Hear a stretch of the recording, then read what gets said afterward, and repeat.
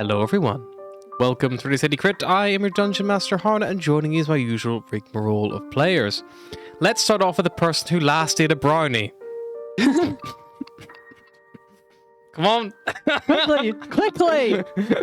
Oh no, their mouths are glued with chocolate! Chew faster, Ryan! You may not have a drink! Mary still has a bit of brownie left, but I have consumed all of mine, which is why I couldn't speak. Hello, my name is Ryan. I play Cyrus Revmar the Barbarian, and I love brownies. Someone get the Hoover sound out of Teletubbies and put it over Ryan.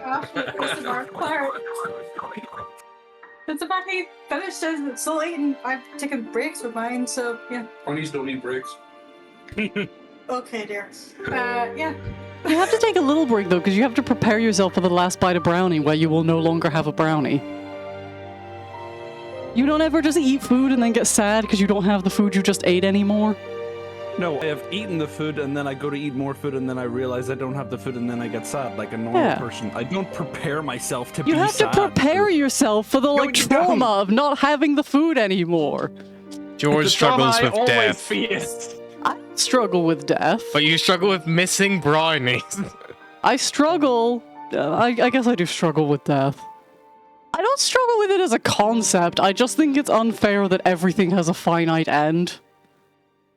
I'm fine with my own death. Except true fission. Right, who's had the next brownie? Come on.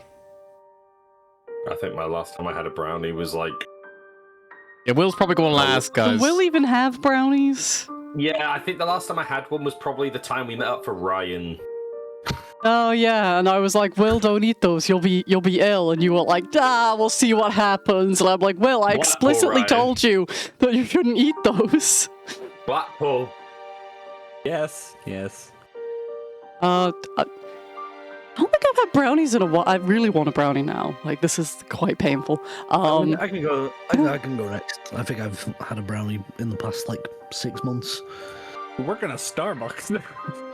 Yeah, exactly. He can't afford Starbucks. He works in Starbucks. Yeah, we're in late stage capitalism, Ryan. Yeah. He only gets paid like half a frap an hour by these rates. I haven't been to Starbucks in a long time. I have no idea how much anything costs in there anymore. The last time I had a Starbucks, it was delicious, and then I felt so sick I had to lay down in the middle of the city center. Like on the pavement? Yeah. I think I earn about 2.5 fraps an hour. That's not bad. You probably shouldn't drink that many a day, you know? No. Well, I'm lactose intolerant, so I don't have any of them. Hey, but roll on that new minimum wage increase, am I right? 50p an hour. Bonus. That's pretty fucking massive. Like, that's a big jump. Like 50p more an hour, right? They're not just smacking it all the way back to no, we're late stage an hour. capitalism. Only 50p an hour. Slavery's back, baby. I mean, it depends on whether or not salaries increase with the minimum wage, because if salaries increase, I'll only earn 20p more than the staff below me. But you will probably also rise with inflation a little bit. Maybe not as much, because that's a big fucking hit.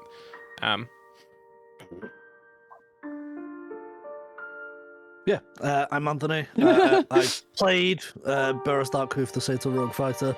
No, you still play!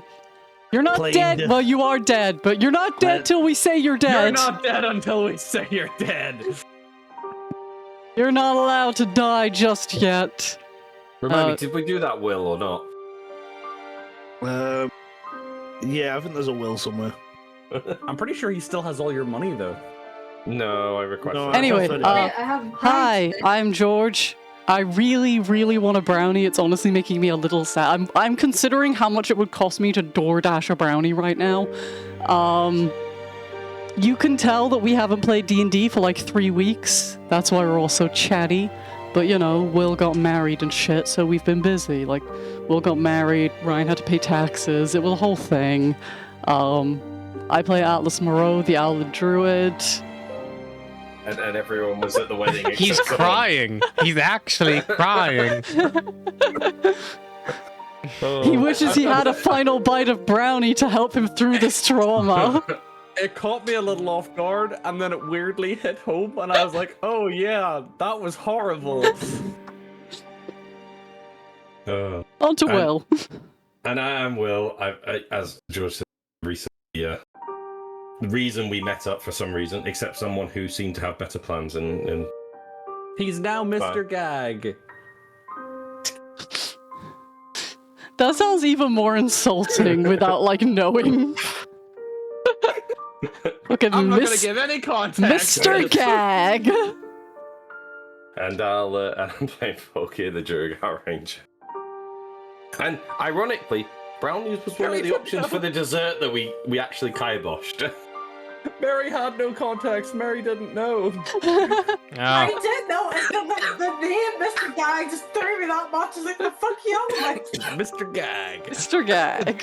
Big up, Mr. Gag.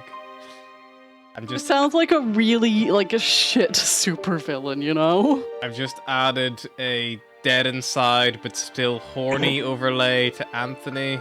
There we go. That's perfect. I've got to see this shit now. I mean, he's not just dead inside, he's dead outside as well. Look, I had to improvise. That's what Google could give me. I wasn't gonna sit here and start making fucking word art. You know? Design is my passion. Stick it in an AI generator, it'll be fine. Boo. Fuck AI. Boo the Off you go, AI. Boo. Fucking clankers. Jesus Okay. Christ. Also, George, I saw an insult recently for someone who uses AI and, like, defends it too much, which was fucking cog sucker. And I was like, okay, That's pretty good. I'm using that. Right, well, you've got 5 minutes to create something for Harry. And Ryan's got 5 minutes to use AI. Go! I'm not doing it. And while we do that, everyone introduce themselves. And I We've have got one 5 of the minutes to buy a ticket so I can go to Ryan's house and beat him up for using AI. Mary, get me the frying pan. why While calling me a cocksucker. Fucking cog sucker. It's someone's king. It might be Ryan. On that note, Right, who wants to remind us what George, happened last time? Don't forget to steal the brownie. Yeah, I would also like a brownie while I'm beating Ryan up, if that's cool. When we last left off, When we last Barrow left off, fucking dies. we were saving a planet. We went up on it. We split the party. Always a good idea. Always a great time. We were like, hey, Yeah, everyone who's split the party again. charismatic and can speak the language should go up to a remote space station and kill people. And everyone who isn't charismatic and can't speak the language should stay down here and persuade people on evacuation methods. That's why it's good to be good at intimidation, because words mean nothing. So when then you're we shit did that scared. at the cost of one small dragon. We successfully did the thing. My boy. And we were like, okay, rough day, but let's keep going. And then he was like, hey, the gnome guy was like, hey, do you want to rest? And we were like, nope, let's just keep fucking going, bud. So then Atlas was like, hey, I don't mind sacrificing myself for my planet, let me go. And then Barros was like, this doesn't have to be a suicide mission, so we're doing it together. And then we got down to the surface, and Barros was like, psych, it's actually my suicide mission, fuck you, and jumped into a big death hole. And Atlas That was like, after they spawned a giant death cloud shaped like a bird made we from did do that, toxic and then we poison shot it that with was an created outer by space gnome laser. technology. I love Dungeons and Dragons, none of this makes sense. Giant smog bird, shot it with a laser from outer space, jumped down the big death hole. Atlas was like, oh no you don't, stealing my glory and also my planned suicide. So she jumped in after him. A lot of squabbling ensured that definitely could have been very heroic and cool if they weren't such fucking idiots. So then they were getting out of there. They were like, hey, Daze, could you tell everyone that we're dead? Because we're definitely going to die in this fucking death hole. And Daze was like, wait, no, I'll just come get you so you won't die in the death hole. And we were like, terrible idea. See you soon. So then she grabbed everyone. We were dodging shit. The shuttle was dodging shit. Atlas was dodging shit. Barros fucking died. But also was like, get my corpse out of here. So we did those There was things. a whole lava cork. That at was like a one lava stage. situation. I bust through it as a chimera, and then I couldn't get out of it, and then he teleported me out of it, and I was like, damn it, gotta yoink his burning withered corpse out of there. Can't have another fucking campaign where someone dies to lava. One was enough. And then I got back to the shuttle and I was like, fix him. And then Astra was like, boop. And he very much did not get fixed. I have Astra 3 hit wanted to points take a left. God damn you, difficult man. And then we got the shuttle onto the big ship, the spear, and the spear took off. And now we need to figure out if we can fix Barros. Oh, sorry. I actually have 4 hit points left. My bad. You, I believe that, like, right now, there is a kind of, like, you know, strange sense of, like, calm kind of washing over. You also were ultimately successful in restoring Squall and removing the We did fix smog. the planet. You did that. You've healed an entire planet. At the cost of 1 small dragon and 1 goat. Yep. Very nearly a lion. I very nearly got a chimera kill. You very nearly got the chimera kill, but not quite, buddy. I run fast. If I got the chimera kill, I would have. Well, the chimera kill would have been Sunshine. If I got the kill Sunshine. Yeah, but I managed to reach Sunshine to like keep him. Then I could have, I could like nuke the planet or something. I got like a little bit like kill streak bonus. Like bingo. Yeah. You got 1 chimera kill. Which planet would you like to nuke? Which one have I not written much about? Don't want to write. Like, that one probably. Yeah, that one to go there. What about the dwarf planet? We don't know much about that yet. Yeah, just kill Volgir's wife, ex-wife. Ex-wife. The divorce has gone through. Yeah, it's like your divorce has gone through without any complaints. It's like, oh damn. Also, your entire planet is dead. Oh. Damn. Oh well. But yeah, you guys are currently on board the Sphere. For argument's sake, the shuttle has arrived. I think you were up in the med bay.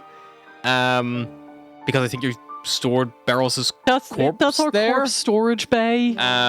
You can see Captain Windrider is laid there, like hooked up. You see that Fizz is there. Fizz is in the there. big like cocoon. We need to get a morgue. I think we also need to make sure that we're not sticking these bodies anywhere near our brain eating. Well, she's got her own room now. Yeah.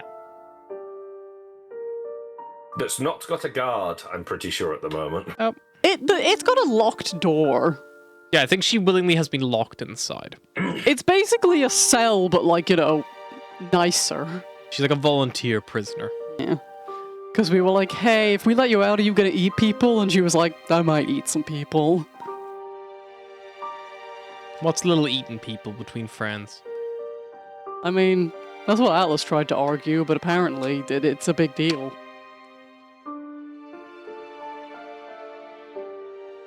So yeah, I guess the question for you all is, what would you like to do? Can you fix him? I just need sleep and a really big diamond, I think. Like, really Well, what do you need? Very tense moment, but you don't Volgir will know. start pulling out numerous gems out of his bag that he has stockpiled. big. The diamond worth like Is it Revivify you're doing? Because I have a Revivify, so I No, will. Revivify is only within a minute. And it failed. It needs to be a big. So a that big... was 300. So is it 1,000? Yeah, it might be 1,000. I don't have 1,000, so we have to get 1,000. Does it have to be 1 diamond worth 1,000? I think it's like 10 10 diamonds diamonds worth worth 100. 1,000 plus GP. Gotta be a singular diamond. It's a very complex Right. spell. Hunting time. But if I sleep, Nice. I can also keep him in this. I imagine there's a lot of like burns on him. Yeah, he doesn't look good. More a skeleton Yeah. than anything, probably. The man burned alive in lava from the Earth's core, effectively. Like, it was... I mean, hey, so did Atlas, and she's still... I was gonna say standing, but she's probably at least having a little sit down. To be fair, like, a lot of Barros's actual body isn't that bad because he was wearing a suit. At the time, I think he took his helmet off, so his face and neck and chest are all quite badly. Like, there's a lot of like, I can't remember what direction degrees of burns go, but I think like It starts at the he's first, like- which is the least bad. he's like fourth degree, like in He's areas like like Two-Face, yeah. except it's all over his one face. yeah. He's like one Yeah. face.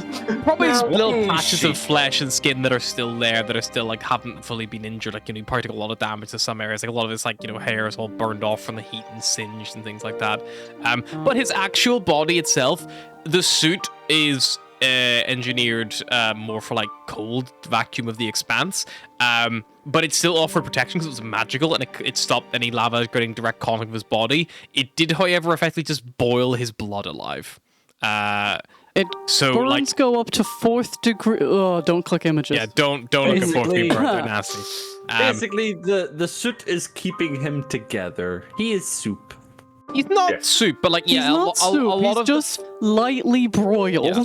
a lot of like his flesh is probably blistered quite badly, and like Oh look, there's a guide here of when to seek emergency care. Apparently, he should be seeking immediately medical help if the burn is larger than 3 inches, or covers sensitive areas like the hands, feet, face, or groin. yeah, Barrows. I'm pretty sure there's only about 3 inches of his skin left. So what you're saying is we have basically got a Barros that is a giant lobster that's thrown himself in a pot of boiling water. Kind of, but like in a spacesuit. He's sous vide. So I will set off Can I set off a function even if it takes while these guys are napping to hunt down 1,000 GP Is there an X-Bay, diamond? like Expanse eBay, where we Yeah, can... basically that's what I'm looking for. Volgir is looking at courier services. He's I mean, like, I've got Okay, 100 yeah, I'm full health. I can help. he's putting out business contacts. There's He's like, probably not like like Volgar, you don't really have that many contacts out here in the Celestial Reach. But I would say definitely across the Amalgamate there will be like effectively like like there is like long distance communications, things like that. So yeah, definitely in the Amalgamate there would be ways to like communicate like long distance. And basically inquire about things like there would be probably like listings and things like that. Could I help him Okay, within the looking at- Celestial Reaches? My background was the Yeah, trader one that helps would you like have, you would have contact. contacts in the Celestial Reach, so if you Like want to they're help. probably mostly wine people, but I feel like wine people and diamond people probably have crossover. You would also have probably some contacts in like the Draconid space stuff just because of the proximity. Yeah. Whereas the Amalgamate have kind of like had a bit of conflict, so Volgar probably hasn't, any contacts he probably did have probably dried up, and also there's not much, It's like it would like be trying to buy something on eBay from like North Korea, Yeah. it's probably not the easiest thing in the world, but it probably could be done. Volgir's. I Volgir is currently got two monitors either side of him. He's got the black market on one. He's got the Black light market goods on one, the eBay on the other. How far Just can we jump per star shift? I believe that you can do 3 in the Umbral Sphere. Are we in Neula Major? Yes. 2, 3. 1, 2. We could technically get to the frontier sector, which is where our other ship is, and also where That's We where can you make- jumped from as well. we can make requisitions and shit and pick that stuff up. We You, could say it's for the ironically, I mission. don't think can do it today because if you We recall, already jumped. you've already No! jumped today. No. We haven't slept in a while. You've not slept in a good while. Since you got to Squall, you've not slept. But Atlas will head to Vulgaria and try and help with whatever she knows about getting a diamond. She She is unbelievably fucked. Are you Like- wanting? What are you wanting, Harry? An investigation? This is definitely an investigation check. If Atlas is helping you expand it to the Celestial Reach, I will lower the DC The one because roll. there are more areas. There's a flat roll. 14. I get a plus 12, so 26. Okay, at 26. You do find that there is someone with a diamond of that value. And luckily for you, they are actually in the same sector, but a different star system. They are over in the Olgla system. Can we have the map, please, so I can actually see where we're looking? Do I have a map of Nahula Major? Because you're still in the same. Oh, in the same area, so we just... Is Uh, it something I can go and you're take a cor- shuttle to? Hang on, I'm just gonna share a link to the World Anvil in Roll20, and that'll maybe help you. That might be, yeah. There you go. Why did Nendir suddenly send that? Because I can be anyone that I've made a thing for. Look, I can be the Chimera. Hello, I am a ship. I See? am ship. Cyrus is making Atlas a coffee, and he's slipping a healing potion into it. Also, as Asha's walking by on her way to bed, she probably just touches Atlas and casts Cure Wounds in case. Yeah, for an idea of how fucked up Atlas looks, I would just like to say she has 4 out of 136 hit points. Which kind of She smells has like cooked chicken. no spell slots, no wild shapes. I have used up every single feature and trait that I have. There you You've got go, have some 16 help. more. You get 22 healing from from me. a coffee. And 22 from me. There Like, you go. You got Atlas 40, looks as 60, close 56. as you could to one of those, like, pre-roasted chickens you could buy while still being alive. I just like the idea that you sip the coffee as me and Cyrus just go, cup, and just immediately 56 health. Like, she is catatonic. Like, she has Well, only... she's not anymore. She came onto the ship, said fix him, and since then has only spoken a couple of words when prompted to. Right. But yeah, but Volga, you find that there is a there's a gem broker whose username is Deep Pocket, located on Barna in the Ogla system, which you know is the gnome and halfling planet, in a location called Tide Hollow Market. So let me get my notes up here because I said that all and my notes still haven't loaded yet. And sod's law, I'm going to forget all this in about 30 seconds. What episode are we on? He's forgotten it already. 138. Fucking hell, I've not taken notes since 120. I've not taken notes since 126.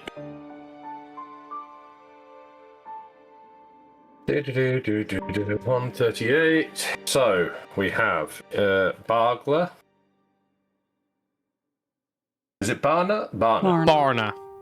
Yeah, Barna. Quite literally, like a farm barn with an A at the end. Gem merchant called Deep Pockets. Yep, a Tide Hollow Market. High Hollow. It'd be helpful if I could spell Hollow. Market. Barna. And then it is, how do I spell this? Augla. Cool. I'm assuming that is within shuttle range to some degree. Yeah, you could, because it is in the same sector, you can just, you probably would want to take the Umbral Sphere just because speed-wise, you're crossing, it's kind of like in, you know, like in Mass Effect 2, when you have like the little ship and you can move around the analog stick, like that's kind of what you're doing.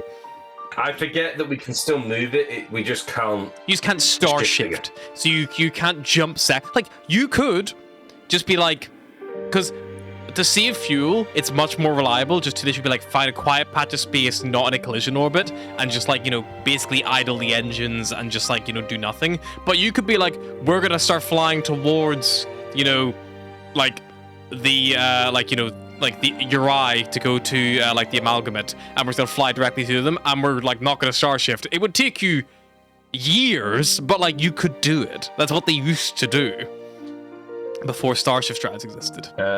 So I think with Beros being away, Logan will just walk into the deck and go, right, we're going here. You Start see, fucking shifting. you see Snibblewart kind of looks at you and goes like, very well, I suppose we should get a move on. Where is it going? Ogla. Certainly. He goes over, punches a few things in. Will you be flying, or should I get the rabbit?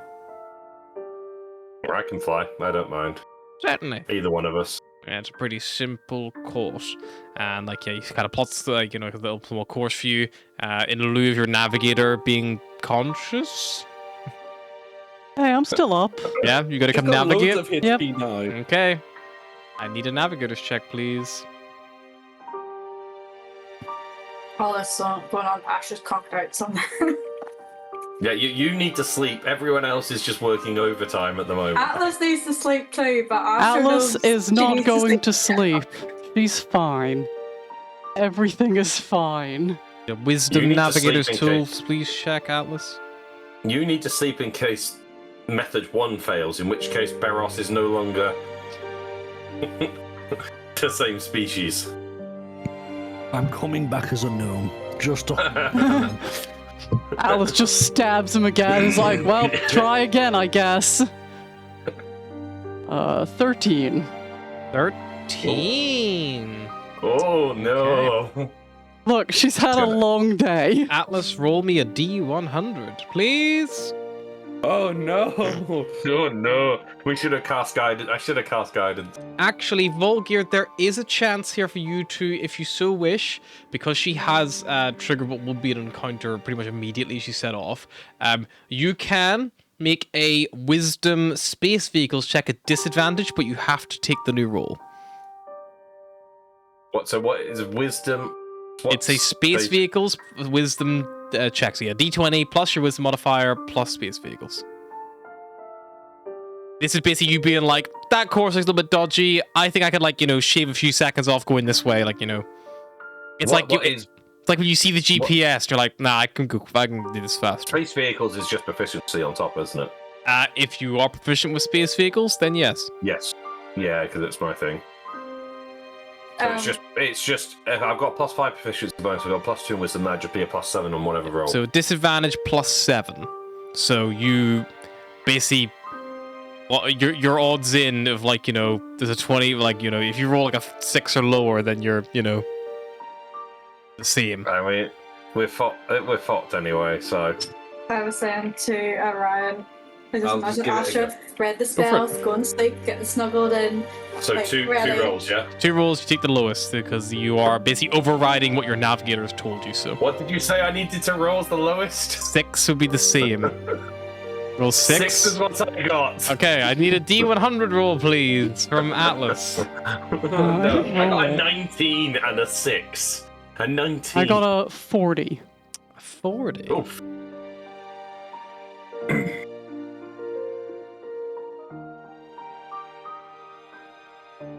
Okay, as you are traveling along, kind of like moving here, you kind of like just drifting, and you know, drifting between 2 different systems. There's not much out here apart from, like, you know, old dump bits of debris and maybe like So many gnome corpses from what about that the fly shit. tipping of space, you know, like a little bit out here. I swear to God, if we see a conch cell, I'm going to fucking. If we see Quit. a fucking space spider, Ash is like, nope, you're on your own. You're asleep. You wouldn't need to anyway. Here's the thing, she's asleep, but I imagine Ash just like got snuggled into bed after learning her spells and stuff, snuggled in, and all you hear like the alarms going off, and her just like, oh, for fuck's sake, I just want to sleep. I mean, it's even funnier to just imagine, like, Cyrus going in, like, Astra, wake up. There's an asteroid spider outside. But yeah, but as you're like flying by, you I might see consider contact Python. what looks like a chunk of, like, as if you just literally, like, a planet had like exploded, but like blasted off like a grenade, like shrapnel, the bits of the crust. There's this huge big chunk of space debris, and on it there is this like big, like, you know, not like gargantuan, but like, you know, pretty impressive but heavily damaged, kind of like, you're like, it looks like a temple or cathedral. Like, it's got these big tall towers, like this big, like, broken, like where stained glass probably once was, kind of like just like floating there as you kind of like, and it kind of like gets in the way, Volgear. You must have to like steer around it, but you guys see it as you kind of like are traveling along. Astra, wake up. There's a temple asteroid. Asteroid temple. Go away, Cyrus. I'm trying to sleep. Yeah, you can leave it behind if you so wish, or you can stop and investigate. Log that. We'll come I- back and check it later. Can I drop like a waypoint marker? You can mark it, but it's like it's not static. Like, you know, it's in something's orbit somewhere, so it probably won't be here for long. You make a wee note. Make me a cartographer's tools check, please. That's what cartography is. You can make a map of an area, so you can come back and find it later. So what's the check if I don't have cartography? Straight intelligence. Oh, that's not that bad. Ish. 16. 16. DC to make a map is 15. So yeah, Volk, you log the current location of this thing on the system pretty accurately. And then you continue on your way. Traveling between systems takes time, and you all have had quite a long day. Volgir, by the time you reach the orbit of Barna, which when you arrive, like, it's bigger than Squall, but by no means big. Compared to, like, Stjorn, this is quite a small planet. Like, you know, it's not like Pluto size, like Squall, but more like Pluto size. This one is probably similar to, like, you know, Mars, whereas like Stjorn is like verging on like Saturn, like almost becoming that gas giant, almost on that like threshold. So quite a small planet actually, and even like, you know, the Elvish planet, like, you know, when you're over in Kemnor, Kemnor's pretty big too. Kemnor was a little bit bigger than Earth, so this would be smaller than Kemnor again, by some margin. As you can, like, you know, kind of see it come in the view, so it kind of like, you know, takes you a little bit less time to get there because almost perspective's weird. You can see even from out here in the Expanse, you can see that there are these like large chunks of the planet are like covered in water, and you can see that there is these like, you know, big impressive like white snowy mountains and stuff you can kind of see from all the way up here. These big like, you know, huge sprawling like grassy areas, all like on the light side of the planet, and then on the dark side of the planet, like the light side of the planet looks like almost this untouched, like perfect, like world, and then on the dark side of the planet where, like, you know, it is dark, like, you know, the sun does not reach here. Ogla's glow does not reach here, and like Ogla is this like red star as well, like it's this big glowing red, like, you know, warm glow. But on the dark side of the planet, there is just these like neon, like blue lights, like all over, these big connecting, like sometimes big concentrations. Sometimes these like little, like almost like little connecting, like as if like literally as if it's almost like doing like connect the dots between these like big, like, you know, glowing areas as well. Like a very heavily populated planet. But you would think a planet of this size, from this atmosphere, you would see cities, you know, in the daytime, but you can't. You can just see, like, you know, the green color from the surrounding area and things like that. By the time you get to the planet Volkir, I'll say you can get to the orbit of Barna. It wouldn't take you long to get in to like go for a landing if you so wished. But you are very tired. In fact, anyone who is intending to continue to stay up is at risk of exhausting themselves at this point. You guys have had a very long day. Once we're like past the temple and underway, Cyrus probably did go to sleep. Okay, so Cyrus like in the middle of his sleep because you've only been traveling about like 4 hours, 5 hours after the temple. That's just alright being asleep. Probably goes on to 6 hours at this stage. Eros is having the deepest sleep. And somehow not sleep at all.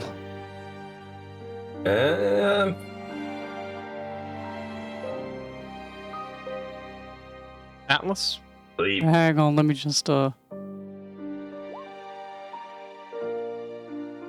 you rolling to see if you're going to sleep? I'm rolling to see if she just blacks the fuck out, but I was gonna say if under a 10 she would have just blacked the fuck out, but she's still just hanging on.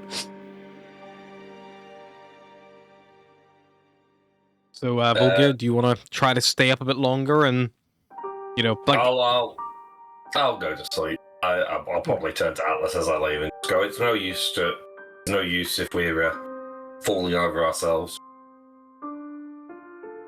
He makes a good point. It's been a long day for all of us, yourselves included. Believe me, Beros doesn't need us to be fast anymore. The time for urgency has passed.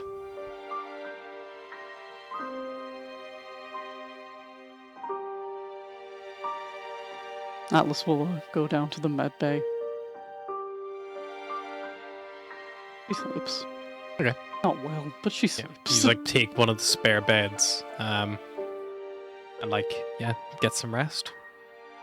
I think Volgir's on like army, like he wakes up dead on crack of dawn, like the minute he can be awake, he's awake. So, you know, the Chimera enters the orbit. It's like the ISS, like it's in orbit of, Barna, like so it's going around. The second the Chimera comes around the dark side of the planet and the sun comes across, like, the hull of the Emerald Spear, Volgir is just like, is wide awake. I'm up. He's like, it is dawn! It's like... You guys are still laying in bed, the ship starts rocking. I don't know if you get dawn in space, but yeah, eventually you all do rise, and you all get the benefits of a long rest. Apart from Beros, We who's dead. have spells. I have a spell. A spell. A single spell. I have a spell. Talk to the neighbor, she's fine.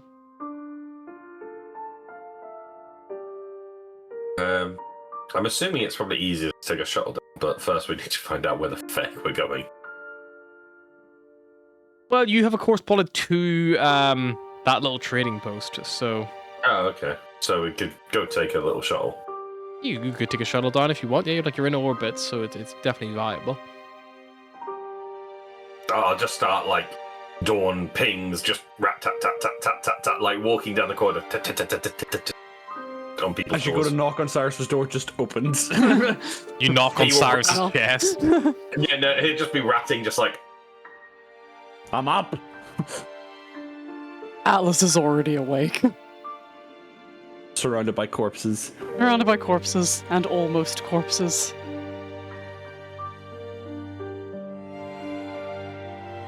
Okay. You head down, get the shuttle, all mount up. I assume you're leaving Baros's body behind.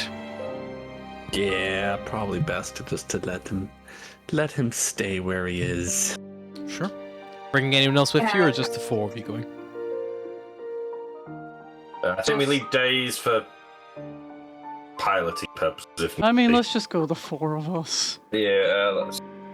Hang on, let me just check off my my daily greater restoration. Shit's getting expensive.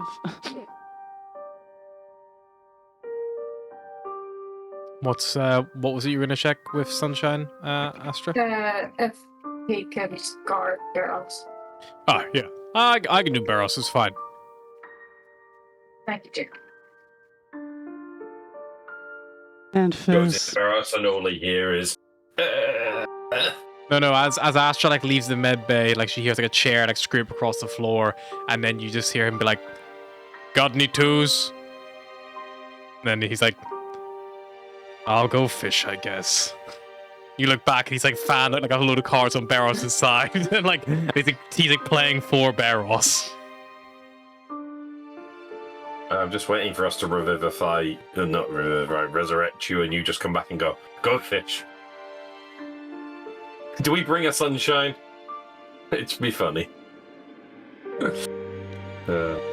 Let's just do we just do a slot for the moment? Sure, just the four of you. We'll do the resurrection back on ship, don't we?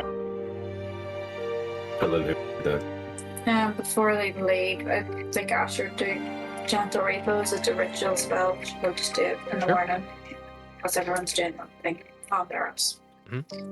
As you guys are like getting the shuttle already as well, Kareen does come and find you, and she is like, "Oh, hello. Just letting you know, you assigned the research team a lot of projects, and we have completed pretty much all of them. Whenever you'd like to get a look, I was hoping to report that to the admiral, but unfortunately he's I don't know if it's I'm not sure who's acting commander in his absence." He'll be back Hold on to shortly. that thought. Hold on to that thought for a bit. Yeah, we're working Alright. on it. Oh yeah, I reported it to the goblin, but he just said he didn't care, and to tell one of you guys. That's fine. I'll know. I'll keep an eye out. All right, like I say, it'll be ready whenever you are. It's not going anywhere. But we've made some promising theories. You guys get the shuttle ready, and you head down towards Barna. The area that you head down towards is kind of like on the coast. As you get closer, you see these huge, big, like white sand beaches. But like, it is by no means a like tropical planet, like how whenever you're on that like holiday planet, it was really tropical, like palm trees everywhere. Like, this is very much kind of like giving you like south of France kind of vibes. Like, you know, big, like lots of fields, like, you know, like beautiful beaches, like a nice, like very, like almost turquoise ocean, all with this like strange, like reddish glow from the red sun that burns brightly overhead. And as you fly down, it's not the best of days. Like, there's a bit of cloud cover kind of over, which kind of breaks up the hues. And the clouds have this, like, beautiful cotton candy pink glow from the sunlight, like, trickling through them. They, like, don't just stay immaculate white. They've got this, like, tint to them. And as you head down towards Tide Hollow settlement, which is this like a little kind of like as you get there, it's kind of like on this like down from the beach a little bit. There is this point where a cliff face begins to rise up, and there are all these little like caverns, like cliffs, like all like little tunnels all on the cliffside that all been carved into. And they have been converted into these little pod houses. You can see it clinging on the side of the rock. These little like circular, almost like coconut shaped houses. It's kind of like perched on there. You know, little balconies. Like, you know, they are made of metal. Like, they're not made of wood or, you know, anything like that. Like, they are, you know, made of like metal. Like, you know, none of them really made of stone. Maybe just due to like the weight. But they're like bolted onto the side. And there is this bright glow in that turquoise water from this like huge big glass dome-like structure that maybe is like a few car lengths below the surface at the top of the water. And inside this huge big glass dome, you can just see that there is like loads of buildings. You see city streets. You see all these like big street lights all glowing away. And you can see that there's this like big, like there's like a few like tunnels that rise up from it, kind of like along the sea floor. Some that literally just go to like the beach, like a fucking elevator, like the top of an elevator would be, with like a big like roof effectively over the top of it, and other ones that like snake up into the rocks and into the cliff itself. And yeah, like you like end up putting the shuttle down probably just on the surprisingly untouched like sandy beach. Like, there is no big hotel, like, you know, dominating, like, you know, there's just these big sand dunes and stuff that kind of rise up kind of nearby, and beyond that, you know, it's mostly like untouched like farmland and forest. And I'm waiting for two things. One, to us walk out the shuttle and get completely irradiated from head to toe. And two, can we quickly resurrect Barros so that he has to talk while he's eating? Quickly. Quickly, speedrun! You guys could have brought a purgatory. companion, and I would have given him a bit. You didn't bring anybody, so. Oh, I wonder if Barros is in hell like I was. Probably. Nah, I'm in heaven, fucking eating. he's literally got It's gonna be Celestial like Dip. if the soul is willing, he's like, no. It's like, get your ass back here. Just has fat. He has, you know, like you get the chocolate fountains when you were younger, just full of Celestial Dip. He's dipping cookies into it. He's like I've got swimming that- I've got- around it I've like got that- fucking. I've got that biscuit snake and a vat of celestial dip. And ever, you've got a. Except what the is it, biscuits the aren't jug? fake. They're real biscuits. What's the jug? What's the jug? The alchemist jug that does The alchemy just that jug. full The of alchemy jug, Celestial yeah. Dip. Yeah. The alchemy Oh jug my in this God, world does do celestial dip. Didn't Oh they? my god! It doesn't do mayonnaise. No, Subdive. that was my favorite feature of the. I was like, how will this ever be useful? But I found a use for that mayo. Cover asshole dad's house It's in like, mayo. this carpet looks expensive. Fuck you. Right. Let's go hunting. Exit shuttle go hunting. Okay, you head down, and like you have an address, like you know where you're going. So basically, you head down, takes a little bit of time, a little bit of time, kind of searching through. But eventually, you make your way to Tide Hollow Market, which is this small section of the city. It does require all of you to go into this underwater dome.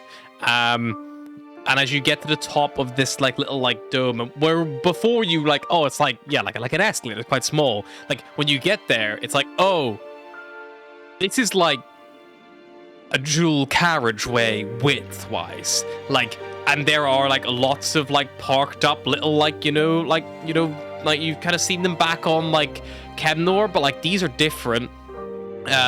These are these hovercraft. They have this like big like bellied out like like round base that kind of like wraps underneath themselves. And they seem to literally just like skim across the surface. And they are like, they're not like massive. Like you probably could fit like maybe like 5 people with a driver to squeeze. But these like big hovercraft like all there, and they're like propelled along by these like just a variety of strange things. One of them just has this like huge fuck off like rocket like attached to the back of it. Another one has like a literal like not like a spinning fan, but like almost like a handheld fan, like mounted on like a little stick at the back, which almost looks like it's for like steering, like a rudder rather than for propulsion. And kind of all there as well. You realize that the trek to the bottom of the ocean probably isn't going to be a short one. And you see kind of like leaning up against these things, like smoking on these like little like small like black like little like sticks, there's like smoking away. You see there's these like 2 like halflings, both quite like obviously definitely the tallest folks in the area. Now you guys have rocked up, probably like 2.5, 3 foot tall, both quite jacked, like like for being quite small. Like they've got like big arms, fairly big legs, like they're kind of wearing like these like tight like t-shirts. One of them's like bald with a big brown beard, and the other one's like this like ginger mop of hair with these like piercing green eyes, and they're both just there like smoking away on whatever these like cigarettes are that they have, and like they've got like big tattoos on their arms, they're just like smoking away, and like you guys kind of come and you kind of see they give you like a little eye, but like they don't like call you over or anything like that, but they definitely give you like a look. I think Ash is too busy looking up and around her, like up to the water, being like, oh my, what? Like she's just fascinated right now. Yeah, and you can just see the water like lapping on the glass because like it's just thick glass, and you can see like fish and like you can see these like turtles swing by.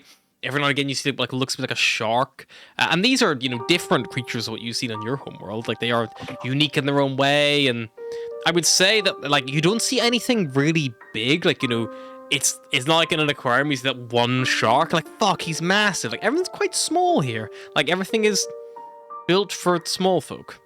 Like even things like the vehicles, they're like crazy big. And then we've got a very big guy.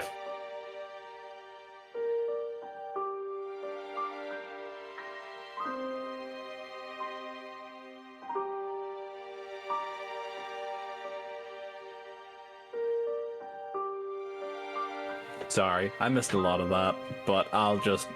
Cyrus nods. I give a big description. I know, I'm sorry, we're sorting things. It's fine. There is effectively, like, you've basically got to this glass tunnel which will lead you down towards the city. There's like a few vehicles pulled up. They're like these big, like hovercraft. But they're all kind of more steampunky kind of vibes. And there are these two halflings next to these two machines that I described.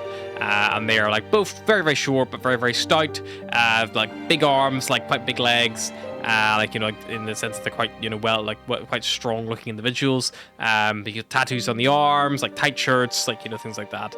One of them is like a beard, like bald head, and the other one's like a ginger mop of hair. And they're both just sitting there smoking. They kind of give you little eyes as you guys approach. But they don't approach you, they don't say anything, they don't call out, they just like give you like a little look and then kind of just go back to having their private conversation. Okay.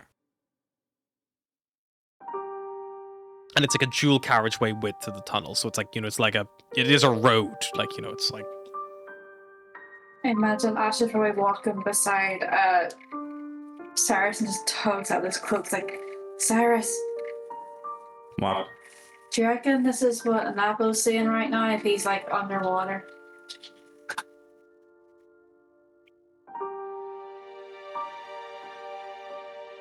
Well, he's a giant brain, so I don't think he has eyes. I don't think he sees the way that we see. Probably sees more. Brain multitask. So many synopses, sees everything.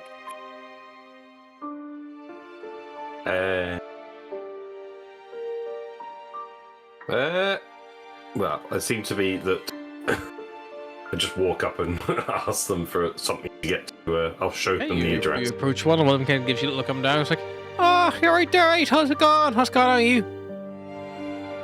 From our only party? No, just want to go here.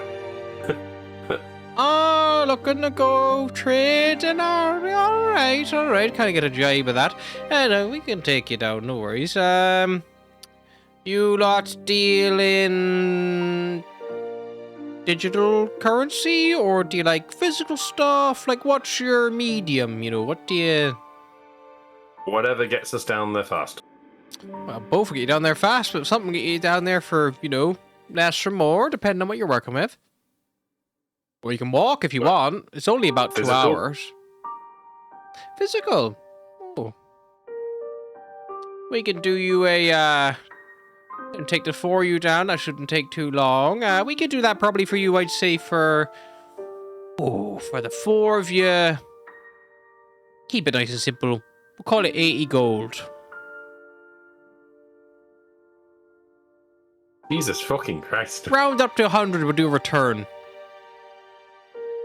For all of you.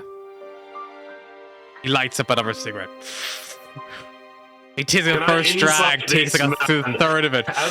As a person who owns a trading company, can I insight this man for bullshit? Yes. Asher's probably like hears that. It's like, what? That's a 15. 15. You look at a businessman, Vulgar, who understands supply and demand. Him and his friend here are the only 2 black cabs when there's no Ubers coming, and he's like, well, you know, I'm waiting for this moment.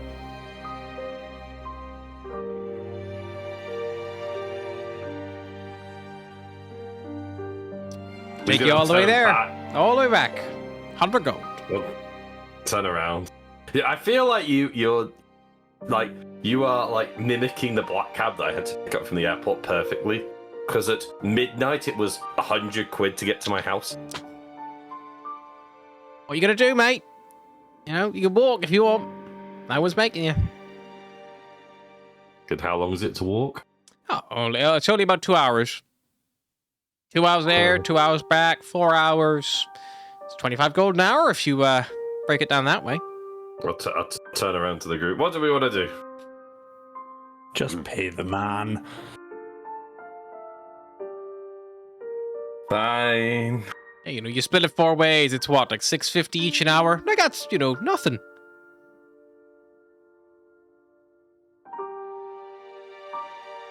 10,000 shits. That's not that bad, actually. Yeah, it's not. It's I'll not pay, for you I'll guys. pay by digital because I don't have 100 gold. Yeah, that's fine. I'll Yeah, pay. he takes the gold from one of you who probably has I it. will pay for the return. I'll give him 100 gold. Sure. Yeah, that takes it.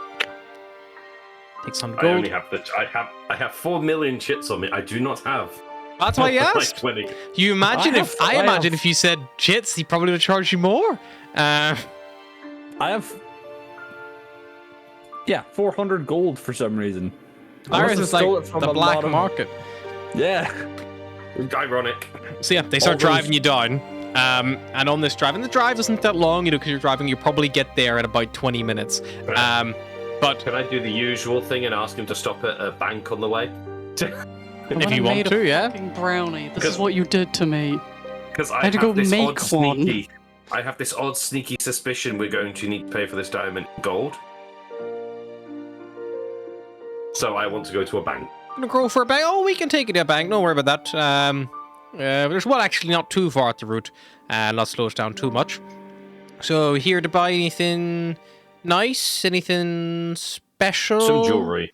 Oh, nice. Very nice. Yeah, no, there's a few guys who do good stuff with that.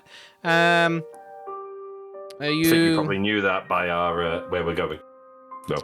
Oh, well, the Tide Hollow Market's it's a great place to find things, like if you're looking for things, a great place to find things. Is there markets? Oh, there are plenty there. People who deal in magic items, people who deal in mundane. Oh, there's something for everybody. Good I to know. once saw in there, if you believe it, a whole dragon's head, taxidermied and mounted. Very illegal, he kind of says as you pull up to the bank. I'll quickly jump off in typical fashion, run inside. Before he leaves the Transfer. cab, Cyrus is just gonna go, what about Celestial Dip? What do you know about Celestial Dip? We're not dealing with any of that illegal shit. I have a friend who may have developed a taste for it. You a cop? Do I look like a cop? You have to tell us if you're a cop. I don't know, man. You orcs from Circle are fucking weird, and you're only our neighbors. Well, I'm not a true orc. Sure look like a fucking true orc. What the fuck does that mean? I'm not a true halfling. Oh, fuck. What do you do, Basil? I got body reincarnated after I died. As Volgir's running into the bank, you'll just hear, I've got it sorted, I've got an idea, as you hear him running into the bank. Run into the bank, and then he turns to you and goes like, is your friend here robbing the bank, by the way? Because, if he's doing that, I'm fine with it. cue. I've got a mask in the dashboard, but I just would like to put the mask on. And I do like cue. to get a cut if I'm doing getaway shit. So just full openness here. I'm not a cop. You might be a weird orc cop, claiming to be something else. I don't know about you, but I don't think you got the balls to do anything. It's very fine. He's not robbing this bank. But obviously you have no problem with illegal shit, so tell me about the Celestial Dip. All right, fine. There's a guy. He runs a fish stall down there. Call him Celestial Joe. But if you ask him for his special red fish, he'll sort you out with loads of Celestial Dip, Space Rocket, Stardust, you name it. He's I probably think got you it. and me are looking down the same route here, Ryan. I think you and me are working down the same route here. We both know what's going to happen here. Do we? I'm going for. I've maybe got a different angle than you. At the cue of probably him saying he's not robbing the bank, I will walk out with a bag because I have just transferred 3,000 gold into a bag. I'm just like, run. There is a conversion fee to get it Go in physical. So there is a 5% charge for any transaction in physical currency. Is that? One sec, let me 5% that then. I feel like this is just gonna be like, Beros, wake up. You owe me 10,000 So shits. effectively, 115,000 chits. Yeah. Sort of Just the done fee. removed. It's like a hand because like you don't have an account That's with it, these though. guys. So you know you're basically rocking up like a check, being like, cash this check for me, in gold yeah. preferably. Well, walk in, they're like, oh god, another scrounger walks in, goes, yeah, I'd like to transfer some of this, shows them the bank. Yeah. Did you know that you can go to your own bank and demand that they withdraw your money in gold? Legally. Because that is what all banks in the Western Society are built off. So you can actually say, I would like to withdraw my entire balance in gold, please. And they may be like, it'll take us a day, but they actually legally have to do it. They can't say no. I can Or they imagine might someone send in you the- to like the bigger branch where they have a gold vault, but like, Would you even I get can it in like imagine one bars? guy. you would get it in bars or Coins. coins or whatever is appropriate, but it's by weight. So you just get it by weight. Yeah. I'd Normally imagine it's- some guy in the normally back it's broken just down shaving into off, like shaving off a bar for the pennies. Yeah. Just like, he's got 15 pennies, god damn him. But yeah, you can demand all of your money in gold. I just want 3,000 gold. Yep, you get 3,000 gold pieces. He counts them out for Yeah. you. And the guy who served you, he's this like halfling teller. And like when you go in, like Volgear, like the bank is like, you know, bars over like the fucking like, you know, like teller desks. Quite a lot of security as well. You clock like 7 guards and like you're like maybe one of 2 people in the bank. Like, and there's like 3 or 4 tellers on as well, like at any This one bank time. gets robbed a lot. Yeah. This is the Saint Denis Bank. Beros better be appreciative. Volgear's using his own money, not company money for this shit. But yeah, you come back out and you know, you're kind of like chatting away. Driver guys Yeah. bring you around, and they you need both vehicles because you guys are quite like you're not small folk. Cyrus in one, us in the rest. But you're probably going 2 and 2. So you probably got like Cyrus and Atlas in one, I would assume, and Ash and Volgear in the other. But like yeah, just for argument space, for space, because these are like designed for not big people, like you guys. But yeah, you eventually pull up and you find yourself in this like little, like, you know, and again, beautiful surroundings. Like you're at the point where the oceans like start, like you're so deep that like it's starting to get dark when you look horizontally out. But when you look straight up, it's like almost crystal clear. You can just see that like dancing of light on the surface of the water that you kind of would see, like almost reflected on the bottom of a swimming pool, like all over the ground. And you can just see the sky, like, you know, from below. It's like you actually can watch the sky just disappear as you turn your vision from up to horizontal.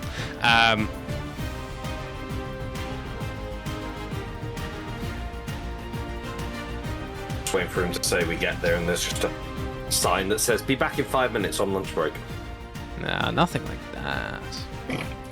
No, On the no. whole way down, Ash was looking for like either a bakery or somewhere that sells like animal-sized hats.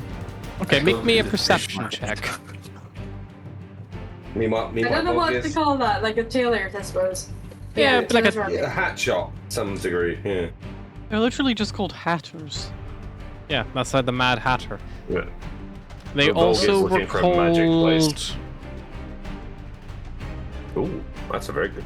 I think for women's hats, they were called something different. Hatter was men's hats. I can't remember what women's hats are.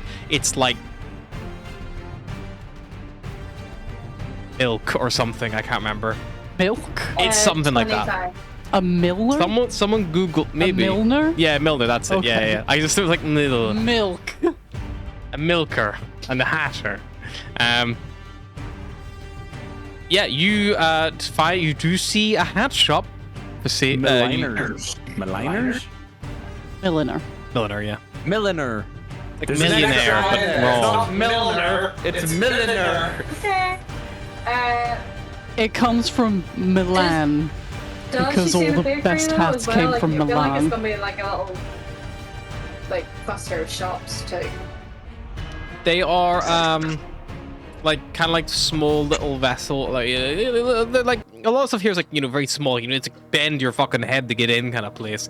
And there's like a little like halfling like like woman there, and you kind of go in. There's all these like little mannequins, all these like busts, and they all have these different hats on.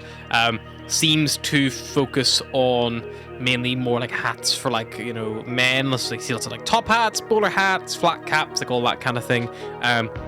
But what drew your eye was in the window was this big. You'd never seen anything like it before. It was, like you've seen like a tricorn, you've seen a bicorn, but you'd never seen a quad corn before. That's just a square. It's just a square hat. It has like 4 points that go out from it. It effectively looks like a cowboy hat, but like you fold it up the front and the back and the sides like a fucking jambon. Like they're just like straight up and over. And it has like the space for the head.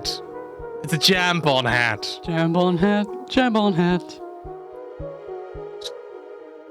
Yep, Ash is gonna go get. Ash is thinking of something right now. Oh, hello there, my dear. What can I do for ya? Can I get that hat? She points. Oh, fine. Taste the quad corn. It is intended for someone whose noggin is a little bit smaller than yours. I can resize it. And cut a couple of holes in it. No, you just position the flaps so that they don't interrupt the horns. Try to make Barris be a little bit bigger than. Is it for yourself or for a friend or lover? It's for a friend. It's A for lover? my- Oh, lovely Friend. dear. It's all right, you don't be brash with me. I've had plenty of friends in my life.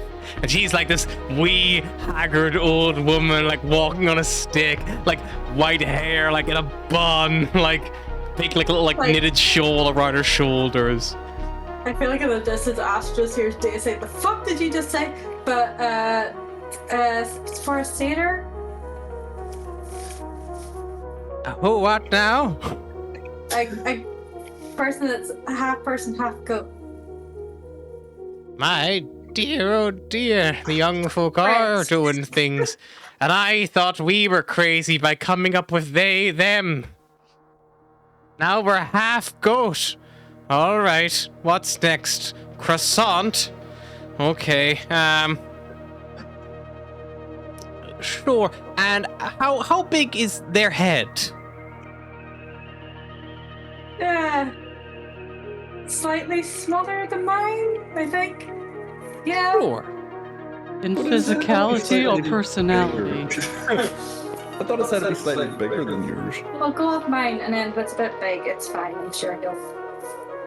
Sure, we can do that. She gets a little tape measure, takes a quick measure of her head, and she brings the hat over to herself. And she you watch as she basically gets this device, cranks, puts the hat on it, it's cranking it, and you watch the actual the bit of the hat actually begins to stretch. She puts more pressure in it, sprays a little water, and she's like, "Now, dear, this will take me a little bit of time to get it all sorted for you. Are you here long, passing through in a rush?" Passing through, but I don't think there's too much in a rush to get a few things. Great. Well, a hat of this stature is quite grand, as you know. You paying by physical money, or do you like that digital stuff? Digital, if possible. Not to worry at all. Digital's totally fine. That for you will be 20,000 chits, please. Yep. Thank you very much, dear. She transfers it over. It won't be too long. Give me about maybe 15-20 minutes or so. You're welcome to sit, have a little browse. Would you like any tea or cake? Cake would be lovely, thank you. Oh, certainly. And she, takes a quick pause and goes away. She comes back with a little small side plate, and on it there's just this fucking doorstop of sponge cake, and just a huge dollop of whipped cream on top. And she's hands it out to her. There you go, dear. And then she's she just goes back. It's really dry. It needs the cream. Yeah, it's there's almost as much cream as there is fucking cake on this plate, but my god, does it need it. And yes, she reshapes the hat, and eventually you are able to walk out with a lovely big hat box, and inside of which there is a quad-corn hat. Asher makes a beeline for the next bakery and buys like giant cookies. Cool. Yeah, they won't cost you too much if you're just buying a few baked goods and things like that. If you're using chits, it will probably set you back the guts of like how much you getting, I suppose. Like, give me a number of people you want to feed. One barrel. Yeah. I'm just, Yeah. The entire 12 to bakery is 14 needed. Okay, people. Astra, how much money do you got?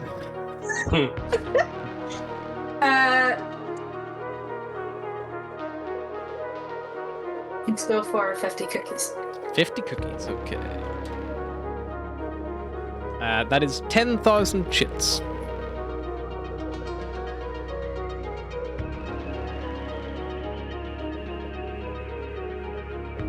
Tell you what, I've got very good at my 100 times tables playing this. Yep. Look, if it does, like, that's how sci-fi is supposed to be, man. Just loads of fucking zeros for some reason. That's what makes it sci-fi. Inflation gets really bad in space. Yep. Inflation gets it really, really. On top of the hat box, like I can't see. You've got like but we're gonna- hat box, cookie box, cookie box, cookie box, like stacked. Probably find Sarah's through the car, like Sarah's help.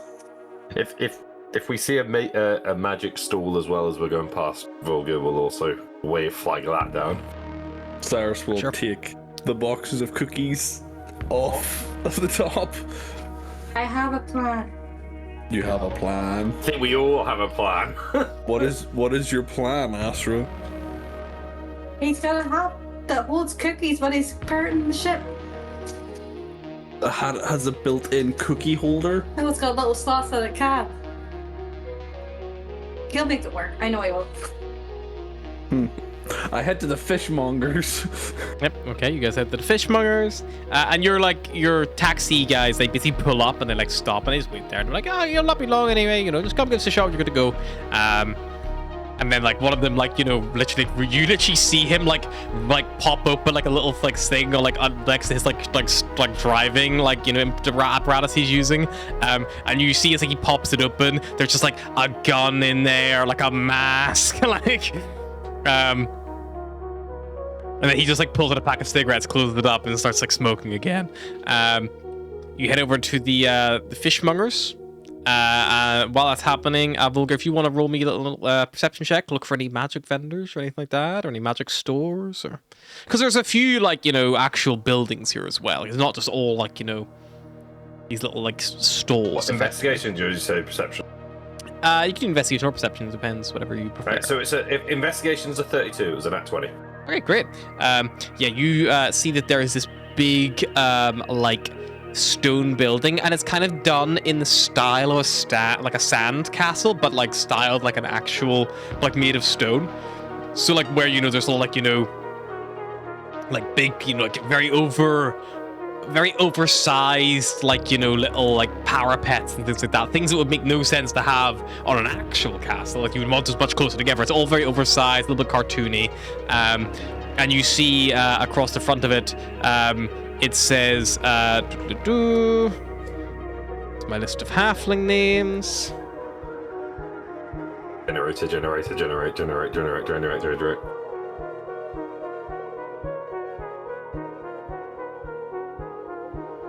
Bibble skadoogle. That's gnome names, you fool. Oh shit! You see Cyrus's racism's coming in again. Go to the other table. Go to the other carriage. You see the sign across the front of it reads Thistlewick's Emporium of Magical Goods. Cool. I'll speed run the you run inside. It is a beautiful magic shop. There is wands, staves, just all over. The typical child in shop. Volga walks indoor, runs indoor, goes, "Oh, wait, focus. I'm here for focus." I'll go up to the person. Yeah, we go up the counter. I'm looking for an alchemy jug. You approach the counter, and at the counter, you see a mechanical man who stands much taller than everyone else you've seen in the settlement. You see a warforged, and he's like, "Hello, sir. Welcome to Thistlewick's Emporium of Magical Goods. I am Tin Can. How can I help?" Alchemy jug. Alchemy jug. Yes, we have alchemy jug in stock. Would you like to view? Yes. Marvelous. Follow me. And he walks, he doesn't walk like a robot. He walks very organically, very naturally. Everything about him is very, like, quite just like eerily human, apart from their quite broken speech. They eventually get to a little glass display, and you see inside of which there is a like a clay potted jug in there with multiple different like corks all stuck through it, kind of like on display. Here is the alchemy jug, sir. Brilliant. How much? For this, are you paying in untraceable currency or digital? How much each way? Untraceable currency, 6,000 gold. Traceable? Double it. Gee. Christ. It's 100 to 120,000. No. Yeah, 120,000. I'm alright with that. Yeah, It looks like we're having a flash sale. For a mere 4,000 gold pieces, this could be yours. Or 80,000 shits. What about a bag of holding on top? You wish to sell a bag of holding or purchase? No, buy one. In addition, we do have bag of holding in stock. Would you like to come with me? And he leads you over to another shelf, and he leads you to a little, and you see this like knapsack, like folded over. And he's like, this here is a much more basic enchantment. For untraceable currency, it would be 4,000 gold pieces. Combined with the other one, including our flash sale, that would be 8,000 gold pieces. Traceable for both? That is for untraceable for both, 8,000. No, traceable for both. Double it. So 106,000. Yeah, I'll take it. 106,000. Oh, splendid! Let me get these bagged up for you, sir. And he like goes over, and you see he like reaches into like his fucking chest cavity, pulls out a wand and just waves it, and you just watch like 100 runes just dispel, and he just like takes one of them off. He goes over, waves the wand again, and like another like these runes evaporate. He lifts this like cloche, takes the jug, puts it down. He goes over to the table like, would you like me to give frap for you, sir? Please. No, never mind. No? It's Shut- fine. Just put it in. I'll put it in the bag. Of course. I'll take He the just bag, puts it in the but bag of joking. holding. It disappears. He takes the money, and he was like, thank you for shopping at Thistlewick's Emporium of Magical Goods. Please, if you need anything else, or you just like to browse, come back anytime.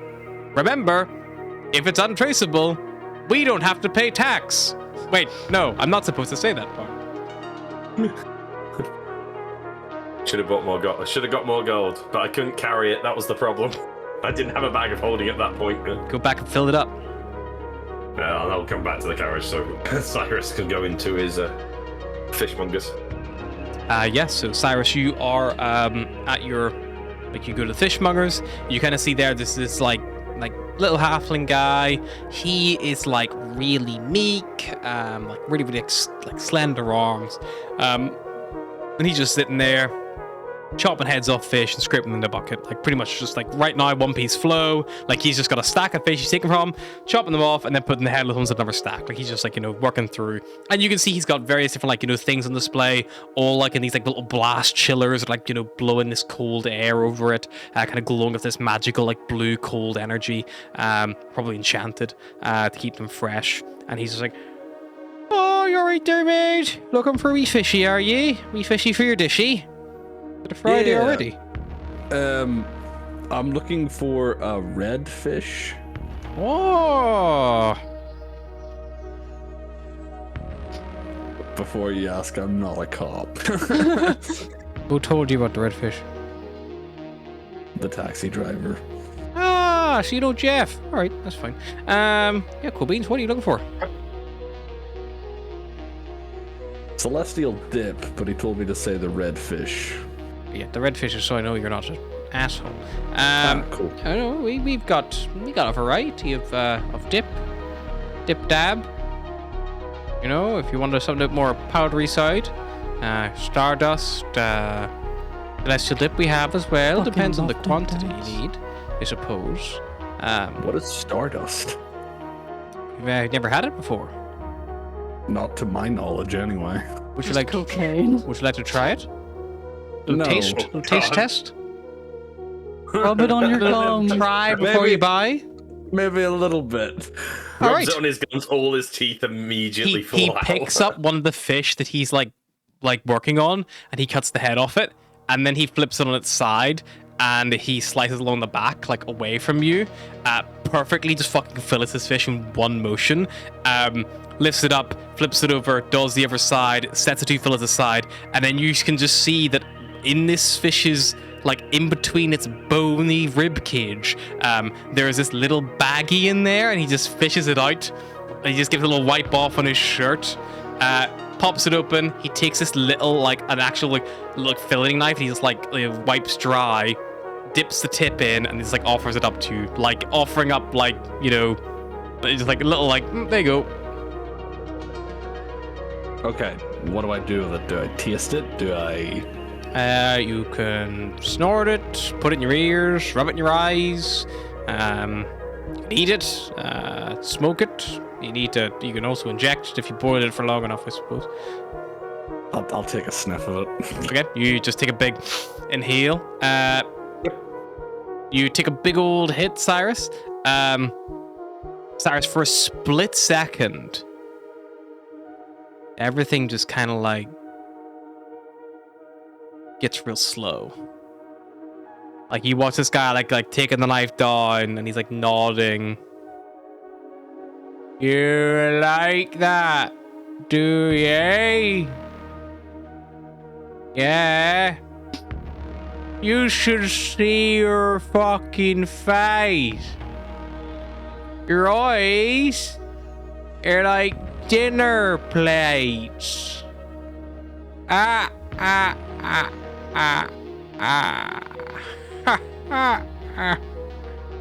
I think we got a winner. He like says, and after a few seconds of that like weird slow down euphoria, like the world kind of suddenly comes back, and like it takes you a little split second. Make me an Arcana check, Cyrus. Oh no. While Cyrus go for it, after kind of says like he's going off and fucking with scams, I'm just gonna take those pictures Eight. back. Thank you. You're not sure what just happened, but it was definitely not like, you know, that was magic. Whatever that was magical. You are now addicted Okay. to crack cocaine. Make me a Constitution saving throw. Oh no! Am I just gonna take these back? Oh, Sarah? That's what he does with Oh, Reese. no. Atlas, help me. Cyrus, That's why the You are now Cyrus. addicted to crack cocaine. that shit's really fucking good. You kind of want some more. I mean, if you're already buying Celestial Dip, you might as well. Okay. First of all, first things first, gotta get the first things first. Celestial dip. How much you got? How much is spill? Tell. Are you buying it with coin or with you know? I have both, but I have more traceable than coin.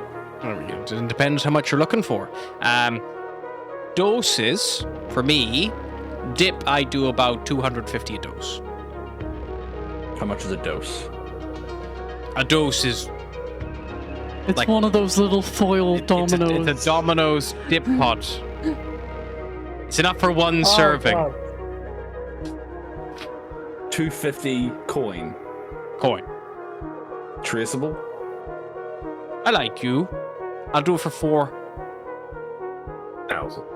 Oh, way more than that. No, I'm sorry if you the 4,000 equivalent. 40,000. Oh, oh. Not quite double. On the way.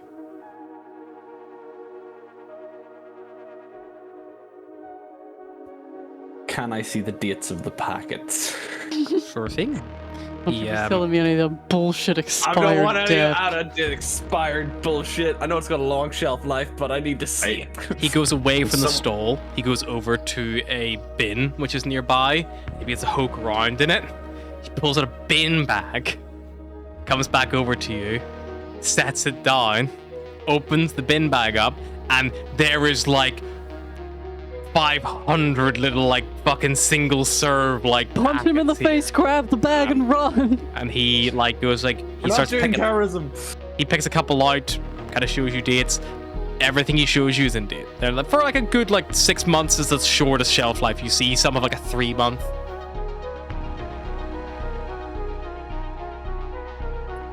How many celestial dips did Barros lose / waste because he had to take them out of the condenser? 3, but he did eat them all in quick 3 succession, so... Okay, I need to do math now. You did If you want to also buy the just see whole a- bag, it would normally cost you 12,500 gold. I do it for 10. The whole bag. 50 portions. a mill? Is that a mill? That's a mill. Yeah, what is that in? Is that a million in traceable? A direct transaction would be a million, but it's more in traceable because I have. Yeah, I get it, I get it. How much would you be talking in traceable?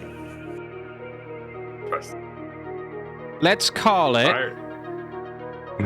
1-3, and I'll throw you in 5 doses of Stardust. Oh, He likes that. He likes that Diction's idea. Taking over now.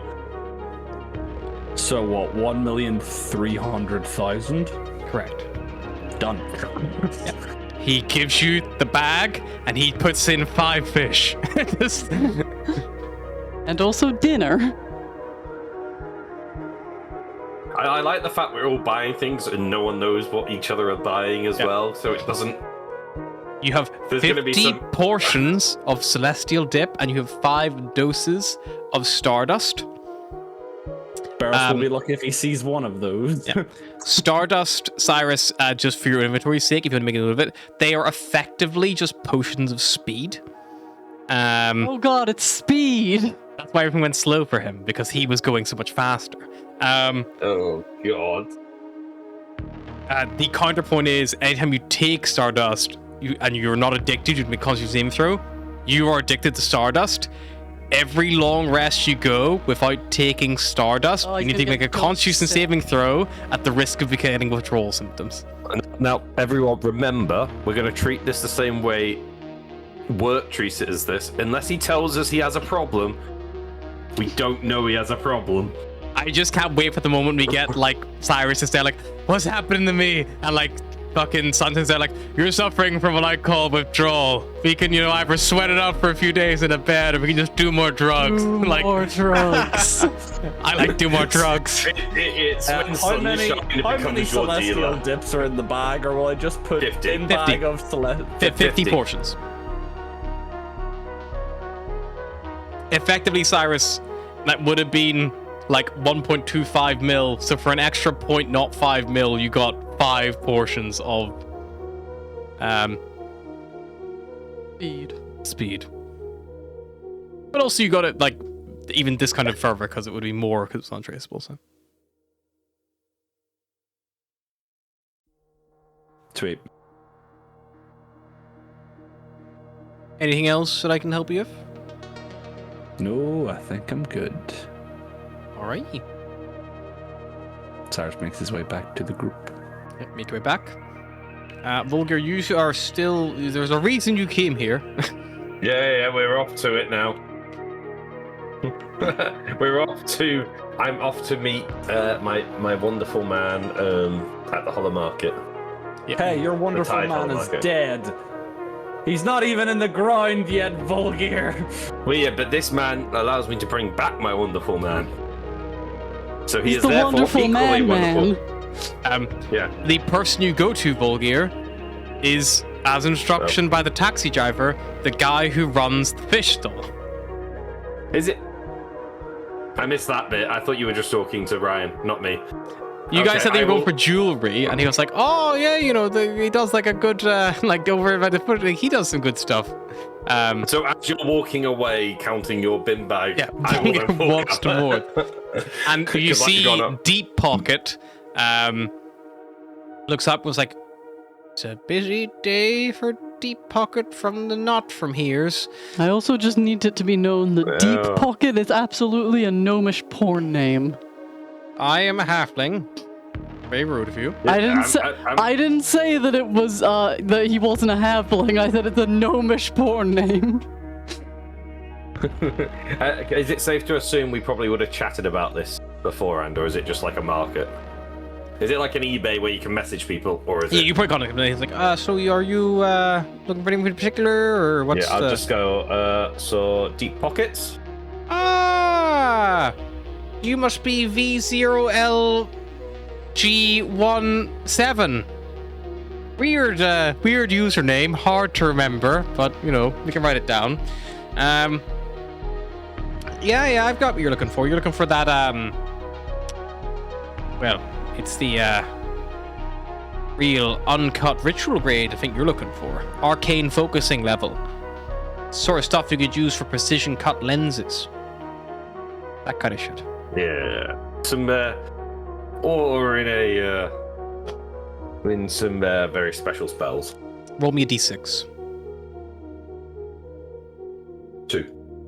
I've got 1 and only 1 right now. Right. Sort of thing where stock like that comes and goes. Use it in advanced mining lasers, that kind of thing.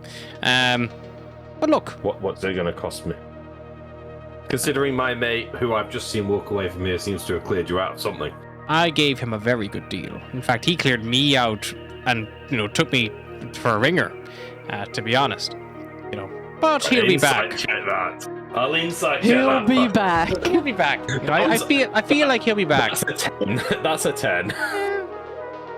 He'll be back, I'm sure. Guys, we need to bypass by this market for no reason at all. Why are your hands shaking so much? Look, this particular one, you know, I get it from a lot of different sources. This one has been acquired from a gnomish Prudente Alliance drilling crew who were going to be working on some asteroids up in the orbit. Fortunately for them, they've had a setback in the form of the equipment that they were planning on using isn't up to scratch anymore. Apparently, opals don't make a very good focusing crystals, and some idiot accepted an opal on an invoice. You know what I mean? But anyway, I do have 1 diamond, which will probably be of that quality if that's what you're looking for. Yes. If you have it untraceable right now, because it is my last one in stock, I'll do it for 2,000 gold.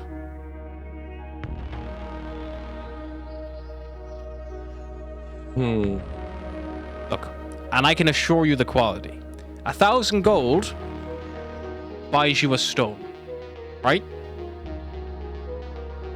This one, it buys you certainty. It is worth more than 1,000. I can assure you that much. I've had it appraised. A lot of people, I've seen it happen myself, have these big spells in mind. They go to a jeweler, say, "Oh, get 1,000 gold diamond, please." And the jeweler's like, "Yeah, sure, here you go. 750 gold diamond, 800 gold diamond." Charges them the flat rate 1,000, best mate ever. A ritual fails. Oh, sorry to hear that. Really sorry. This diamond, I estimate, is worth probably in the guts of about 1,300 gold. You could chip some off. You could chip off 300 gold worth and still have some to fucking play with. We do another spell with that. Well. But have a look at it first. Would that help? She's a big fucking ass. Yeah, go on. He like literally takes off his boot and pulls out. This guy's fucking stashing shit everywhere. He pulls off his boot. You realize his foot stops at his fucking heel. Like he doesn't have like. It's a big foot. Yeah, he basically He cut that off so he could stash more shit on He himself. basically has like a stump that just goes into his boot, and he like turns the boot upside and shakes out, and his coin purse falls out. And he puts the stump back in the heel, like the leg of the boot, and he like undoes the little clasp and like kind of calls you over, like turns away from the surrounding area and reveals it to you. It's probably like about the size of like your clenched fist, and it's not by any means perfect. Like there's a bit of cloudiness to it on the outside, like a few things like that. And running clean down the middle, you can see just this little hairline trace that goes all the way through that kind of just catches the cloud light. It's like, now look, this is uncut raw. If you got to a jeweler, they would cut off all of that excess. They would cut off all of that that cloudiness to it, and you would just be left that beautiful clear. And you can see there that fracture line running through it. That is when the diamond was compressed. It's because it was originally two that had been fused together. So you're left with this tiny little air pocket right in the middle, preserved for millennia. Who knows how long? Can I, in my head, do an Arcana check to make sure that fusing two independent diamonds does not affect this in any way, shape, or form? Yeah. He's a great salesman. Fine. Yeah, he is. Especially when you're addicted to what he's selling. 18. So you think that if it depends how it's formed, if he's like he's saying it's a natural formation, it's fine. Because all the connection will be there. But if someone has like, magically tried to put two diamonds together, like he's tried using mending and got creative or something like that, like made like a fake bigger diamond, that won't work. I'll hold it. I'll look at it. Can I go? I mean, you're telling me it's worth 2,000. You're telling me it's worth 1,300. I'm saying it's worth 1,350. I'm saying it's my last one, and I could only part of it for 2,000. How do I know what that crack is? Unfortunately, in this type of work, you kind of got to just take my word for it. You're welcome to go away and find a jeweler and bring them here, but unfortunately, I can't really walk away with that. And we don't do receipts. And we certainly don't do returns, if you catch me. I mean, if you want to go get someone who's maybe got a better eye for this kind of thing, an advisor, totally fine. Can I assure you'll still be here when you get back? I can only tell you it's here right now. I can't tell you what will be in the future. I'm not a fortune teller. I'll kind of weigh it up and I'm thinking 1,700. Make me a persuasion check. Right here.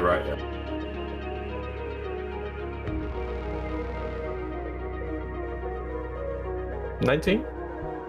Looks at you, smiles, puts it in your hand, like ties the thing up and goes, let's call it 1,500, because I've lost someone before too. I know it's not easy. I'll give him 1,600. I won't count it dead in front of me. Yeah, you just give him a rough good handful. Yeah. He doesn't even count it. He just takes it, weighs it up against his hand. It's like, thank you very much. He just puts it in his pocket, and then he gives you a physical business card, and it says, deep pockets, a legal drug dealer. It says Merrick Brindlewick, fisherman, and then it just has his hollow strap ID numbers, and he's like, give that to your friend with the tusks. I think he'll be needing it. Fisherman. Yeah, Merrick Brindlewick, fisherman, and then it's his phone number basically. I'll give him my hollow strap number and just say, if you get any more in, be interesting to know. A few things kind of float through. I'll let you know if anything comes up. You look like you probably get around. You're not from here.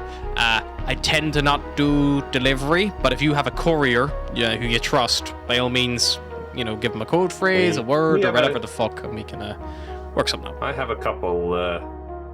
I'll message you the same way we've been chatting. Just leave that. I'll leave reach that out one to you if open. anything comes up. And like I say, I get this kind of stuff every. It depends. Couple of weeks, months, whatever happens. Yeah, I'll just say to him, the Facebook Marketplace, you put something up under offer. Yeah. I'll just tell them to leave this diamond under offer, and we can just message back on that chat. Yeah. My notes are Cyrus, addicted to drugs. Merrick Brindlewick, dealer. Baby's first drug dealer. You've got to find some way of asking Volgir for the Hollis chat number though now. I will walk away with the purse, put it in my bag of holding. Yep, you That store it bag away. of holding is now getting held like this. He is holding the bag of holding. The bag of holding is held. Bag of holding. Bag of holding. Would anyone else like to do anything else here in Tide Hollow Market? I'd like to seek out some rare oil and shit. You probably want to go to Case Thistlewick's the Emporium. resurrection doesn't work. Or want to go to Thistlewick's Emporium. Heads there.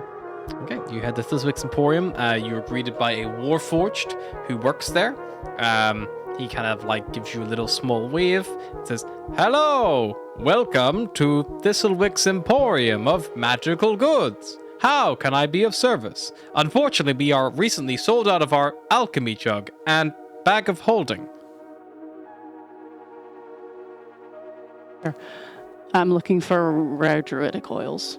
Oh, certainly. We have arcanic oils. Maybe they would be similar. Please have a look. And he brings you over to this bookshelf and kind of gestures across. There's all these different types. And is there to answer questions or what's that vial? He's like, oh, that is alacrium. It's normally used in this kind of spell, and kind of guide you through. They do have what you need. It's kind of all just a little bit sporadic, and it's not this is more these are alchemical components, and you're those are druidic oils. And it's I need this one, this one, this Yeah. one. I don't know what the fuck that's for. the jar of eyes. How much? For the jar of eyes? No, for the oils that I just pointed out. Oh, it depends on the quantity. How many of each would you like? Enough for 2 lots of a spell. I'm afraid I do not know what spell. About 2,000 gold's worth. Wow, wow, wee, wow, woo. That's what my master would say. Untraceable currency? Afraid not. Fine. Traceable it is. For that, traceable, you need it to the value of? Yes. Then it will be 3,000 gold equivalent. Do you need that translated into chits for you? No, I can do math, maybe, if you give me a minute. All right. Oh, go on, give it in chits. Correct me if I'm wrong. 300,000? What is it? 30,000.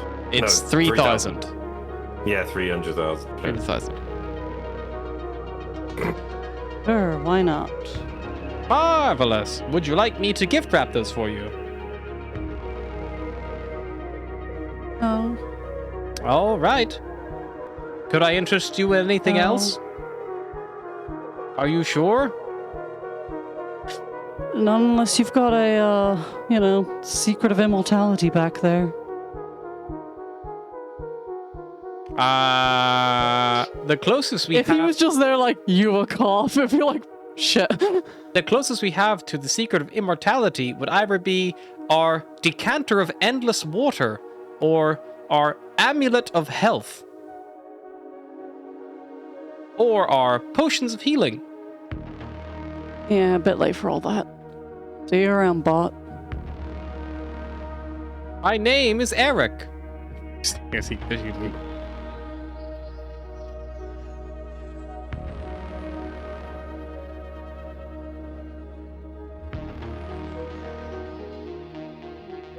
Atlas meets up with the rest if she can find them. Meet the rest of the gang.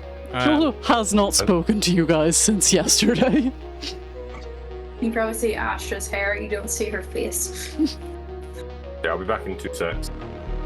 Hat box. Or Cyrus like, is you just see the little eyes. twitchy. Hat box, cookie box. You see like probably on the top of the box, like giving signals where to go.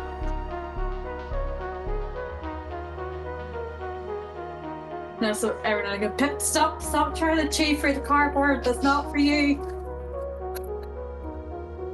You know how Domino's comes with like a little hole in the cardboard? If Yeah. you try and carry the Domino's up the stairs, Juno the whole time is just frantically trying to shove her tongue directly into that hole.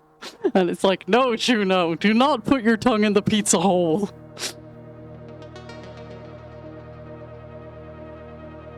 But there's no hole unless you lift out the dip. No, she will forcefully shove the dip through into the pizza and then tongue the pizza hole.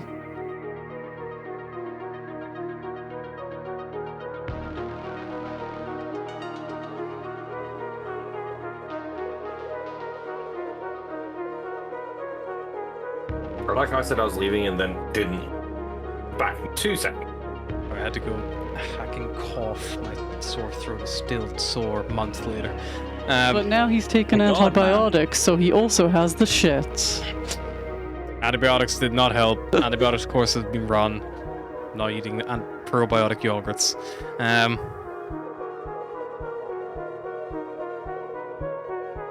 Yeah, you'll link up.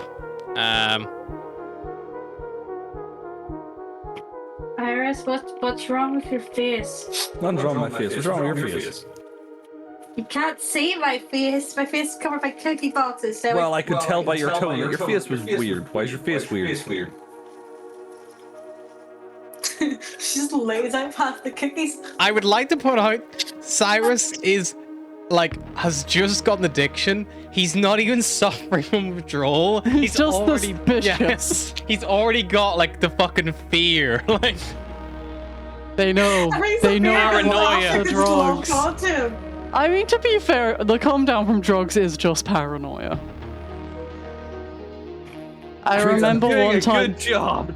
I remember one time in Ancoats, a group of guys came in who were all very clearly high and spent about $300 on snack food.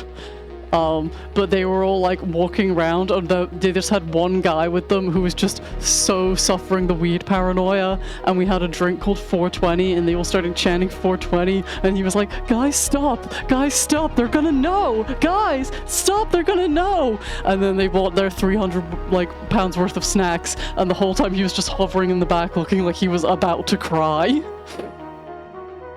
And it's yeah, we knew the second you walked in, because there's you're hotboxing this place with your mere presence. That's how much you fucking stink.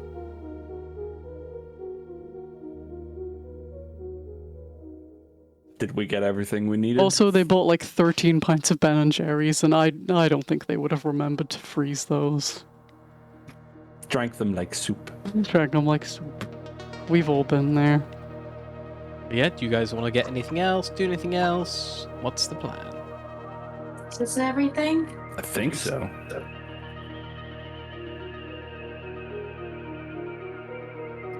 Did we get the diamond?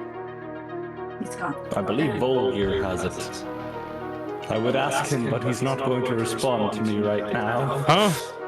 Yeah, I have the diamond. Olga says. He says, clutching the bag of holding tightly to his chest like a teddy bear. I'm going to go inside and hide these so that Sunshine doesn't get happy. Those cookies smell really good. You stay away! I'm just saying. They smell really good. No, I'm just imagining a future where the spell fails again, and Cyrus just well, Pharos isn't gonna eat them. Be a shame to let them all go stale. And that's what brings Pharos back. He's reaching for the cookie, Don't and touch Pharos my just cookies! grabs his arm. Shoots him, wakes up.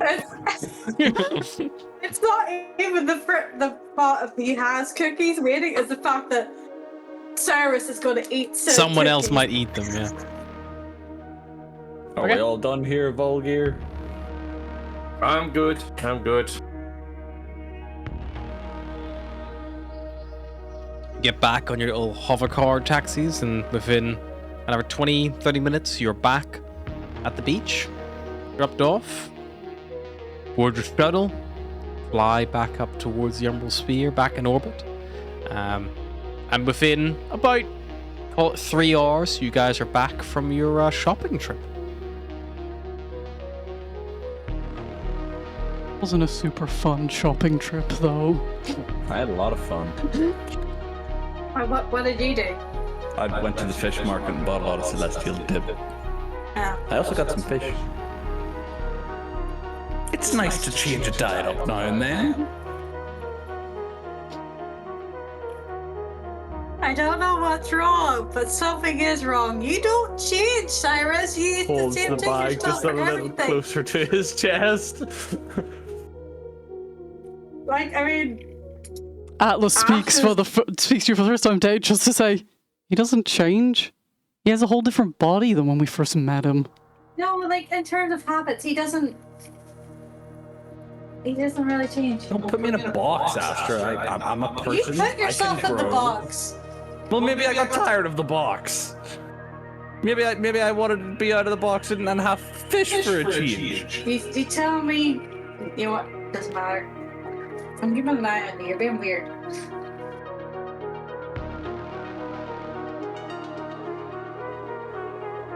You have everything gonna- you need to attempt a resurrection on Barros if you so wish to do so, or you could attempt it on Fizz instead, which would be hilarious.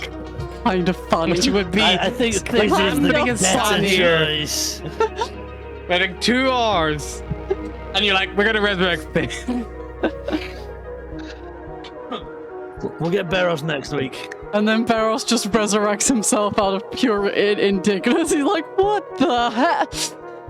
Listen, guys, I made a deal with a devil. He's called Five. I made a deal with the devil. If you ever chose a different crew member over me, I get to come back to life to punch one of you in the face and then I die again. But yeah, But if he never punches us, he never dies. Dodge, Okay. dodge, dodge. devil deal. I literally had a character in like an old text RP that was his thing. He was immortal because he was brought back in order to enact vengeance on the man who killed him and then just didn't do that. And it was like, you may die once you have killed those who killed you. And he was like, what if I just didn't kill them though?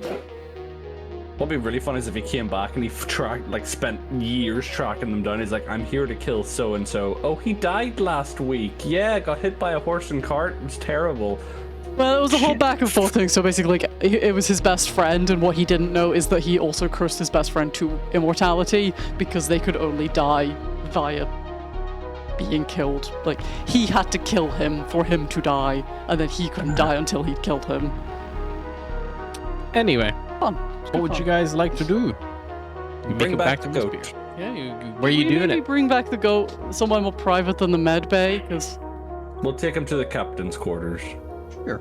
Take him to his room. Do you, like, lay him out in his bed, or do you lay him out on the war table? while we're carrying his corpse to the quarters, Alice just turned to, like, a couple of lackeys in the hallway, and it's like, no rumor spreading, we're doing a good thing here. The the one thing that maybe like catches you maybe off guard is when you get back. Sunshine is there. If you lose, go fish. Sunshine has lost Go Fish to Barros, even though Barros is dead. But he helps you carry Barros up to Barros's room. And even when he'll like get doors and stuff for you and help you like move along. But yeah, you take him up, and then eventually Sunshine leaves you guys to it. If the war table, is it like a holographic war table, or is there information on it? Or... It's like a holographic war table. So it's like a flat black surface with like a little lipper on the edge. Put him on the war that, table. like you can turn on it with it like displays like the system, or kind of like a display like a planet or like a ship, things like that. Put him on the table then. You put him on the table. You put them on. The table starts like beeping angrily. It starts showing like Barna, like then you realize like Barna's butt's on like the button. As you move them off it. It's like an electric hob, like complaining, like there's something on the buttons. Beep, beep, beep. Beep, beep, beep. Goat butt on me. Shut. Detecting goat ass. But yeah, As in the ass of a goat, not the greatest ass of all time. Astra, you are unfortunately missing the components right now to cast any spell. So you all just stand here Okay. staring at a corpse. Barros will. Barros. Ross. Anthony, if you'd like to rip off the ball, Anthony, if you would like to rip off the ball gear mask you've been wearing this entire session. Like Mission Impossible style. Yeah, like I've been here the whole time. Then would who's like to this? point out- And we rip off the Barros mask and it's Volgear. We're like, oh. I'd like to point out Bulgar with little goat stilts. this. It happens where I call Ant and Harry the wrong names. Now it's just me and Ant. Yeah, God damn it. Kieran called me Ant today.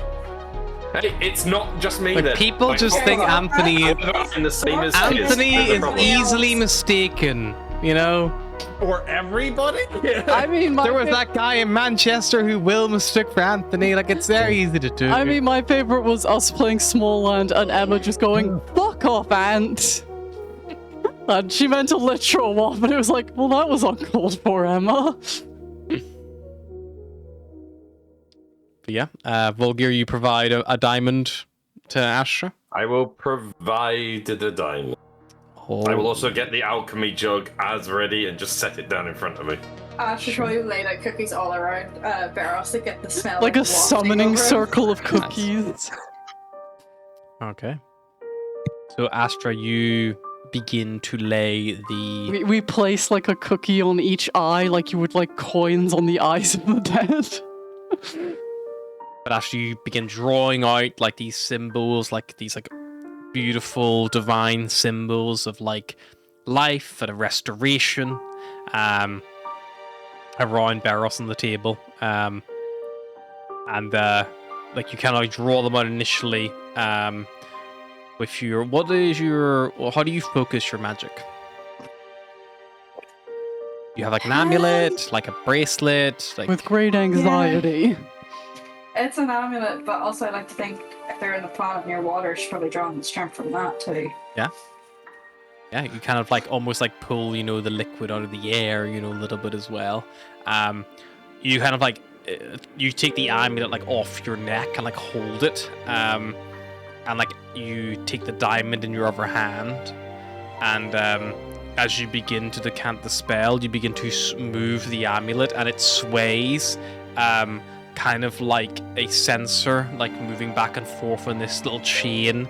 And as the point of the amulet like guides along these like routes that you've drawn, the diamond begins to like turn into this almost like mercury like globule of like liquid, and it kind of like flows down the chain, and as you like paint these lines across, it begins to like weave the magic back and forth along these like lines, and the resurrection is in progress. Just confirm what resurrection spell you are casting.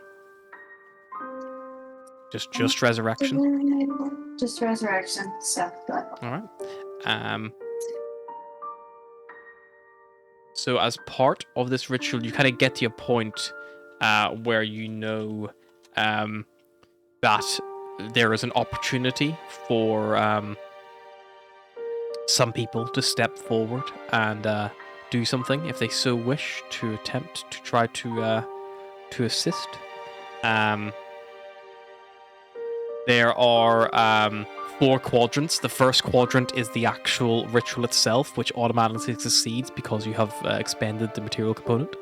The next quadrant, if anyone would like to step up and if they would like to offer anything, they can offer. I'm not going to accept anything that you would regain on a long rest as a material offer. So you can't simply be like, I'm going to put like spell slot in there because it's very shit.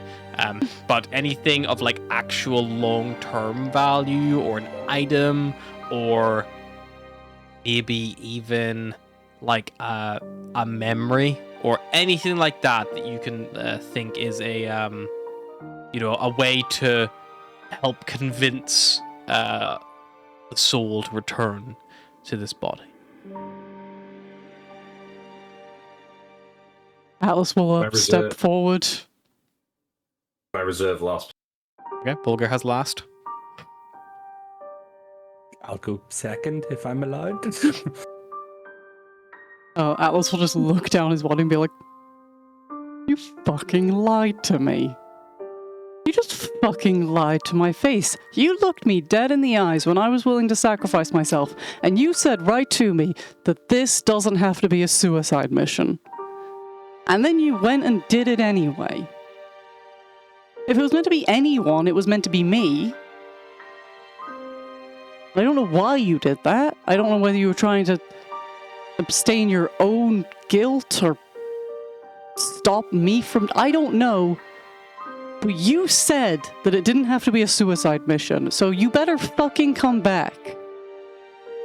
Stick by your word. Because I didn't get your damn body out of lava for nothing. And I have no idea what that is, but she will offer up the memory of him saying that it didn't have to be a fucking suicide mission. Okay.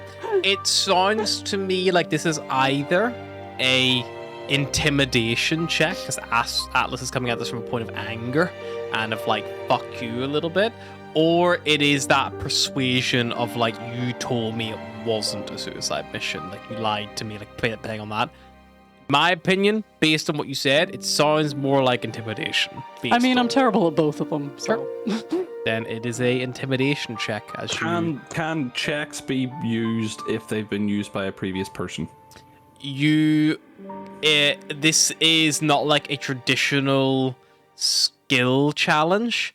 Okay. However, repeating the same skill, the DC will increase.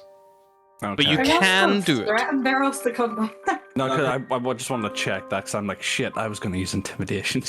If you offer something of like enough, like, so some things like offering like monetary value of items, something like that may just automatically succeed. Like it may not even require a check. Was your intimidation gonna be like, you come back, or I eat this entire bag of celestial dip? Yes, it was actually. So, Atlas, I need a intimidation check, because you are basically Be angry towards Barros. Fail. Yeah, you Not call very out, intimidating. you call out Atlas to Barros. You know, you say these words driven by raw emotion, and yeah, you call them out, and you watch as that quadrant glows with a faint green. Cyrus, I believe you're going next, because Astra is going to be focusing on the ritual. I will say that Astra can contribute if she would at any point want to as well. But there are only 3 people who can actually have a skill challenge here. Well, Barros, I gotta say it's not nice. It's nice not being the only one of us that's died so far, but it really sucks that you are still dead.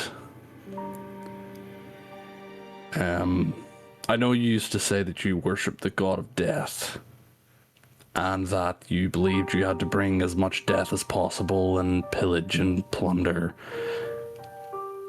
But you changed from that, and you decided, fuck the gods, fuck their plans.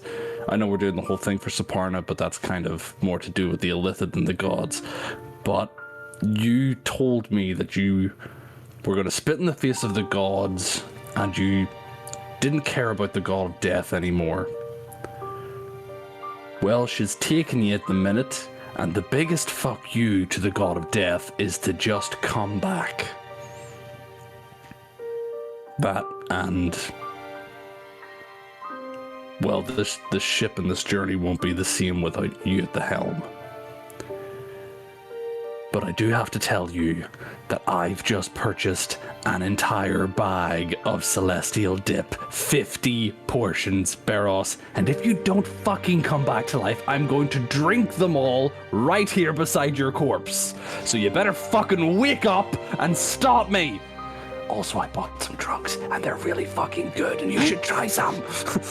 What was that last you shit, all Cyrus? No, I whispered it. I whispered it. Also, Cyrus, that to me sounds like a persuasion check. Also, Cyrus, not to ruin your whole bringing Veros back shit, Because it was but, like, I've got this Astra stuff. also died before you died. She came back really quickly. She was practically napping. Like, Cyrus, everything apart from the, like, you know, I'm gonna drink all this if you don't come back. No. Everything apart from that was a really, like, plea, like, you know, this is all this good stuff. It's not an intimidation chat, it's persuasion. Also, I'm just saying, if Cyrus does drink all those dip right next to his corpse, like in one sitting, he is absolutely going to puke everywhere. That room's gonna be horrendous to clean up. Before you roll, Cyrus, because we haven't resolved Atlas's fully, Beros, I'm going to grant you a one-time advantage you can grant to any of the three at the end of the ritual. So you can say, like, of the three of them, don't base it on the numbers if you can. Base it off what they did, who you think would deserve it. If someone does something that really moves you in the moment, call it before, and I will reduce the DC as well as the advantage. So you can do it. I will let you do it for Atlas still now, because even though I've not resolved hers yet, but before Cyrus rolls, you have the opportunity to declare it in advance, or you can wait till the end for everyone's, and then you could say one of them to reroll. Okay. Probably wait till the end. That's fine. Just in case something really moves you that, like Bolgir says. So Cyrus, with that, you can roll your persuasion check. You know me, Harry. This is not going to be the case. Never know. Yeah. What if you do like a super emotional, you know, to my husband? Cyrus, you watch as As the my quadrant. husband, I expect it. The quadrant Better make me nearest cry, you- bitch. The quadrant nearest you, Cyrus, glows that like sickening orange red of the hells that reflects your soul. One final quadrant remains. Right.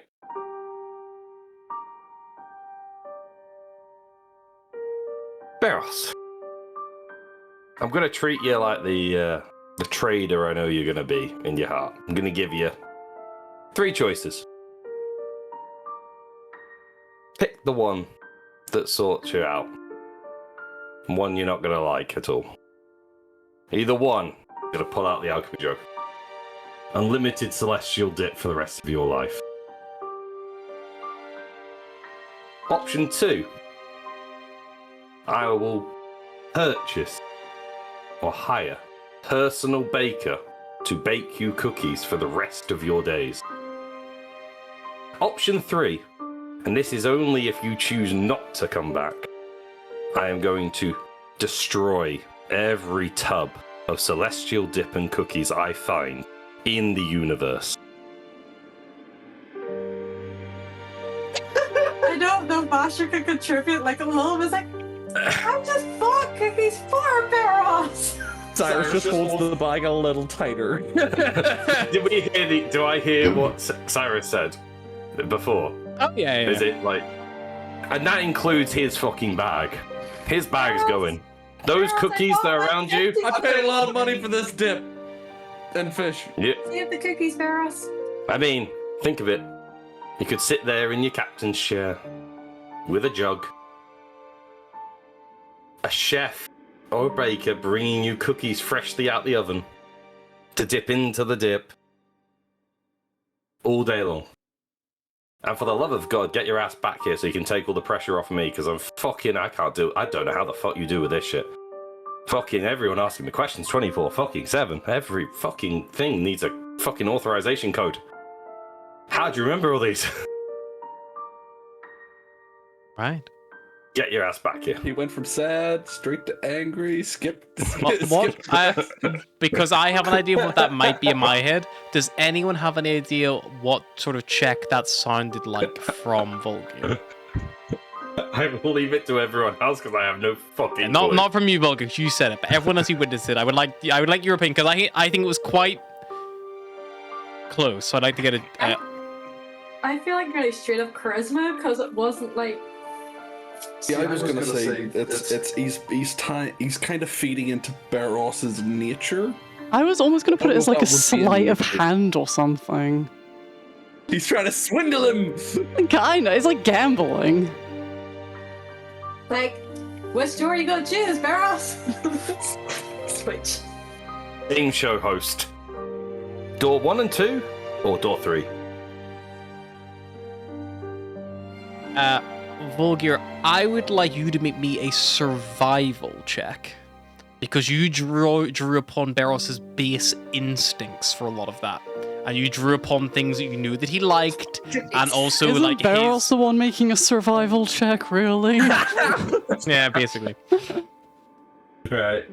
Go on. Volgir kind of drew on like a lot of Baros's base impulses and like that kind of stuff. Although he did verbally persuade it was more like the promise of these things that like were there. As Volgir fails this check, he's going to feel his purse suddenly lighten, I feel. It's a 19. Nice. Thank God for the +7, is all I'm going to say. Barros, is there anyone in the group who you feel moved Barros enough that he would warrant an advantage for? You can say no. You don't have to. No, fuck you all. Barros might not want to come back. You have to remember, the soul has to be willing. Remember the consequences, Barros. Remember the consequences. I think Atlas, simply because, like, out of everything, Atlas was attacking his core values That's fair. over Fuck you. anything else. Okay, Atlas, roll again, please, your intimidation check. I love the concept of Barros in the afterlife. Like, look at my friends begging me to come back. They love me so. And Atlas is like, fuck you. Hey, no, fuck you. Intimidation. I only have a +1 to intimidation, so you know, it's not good odds.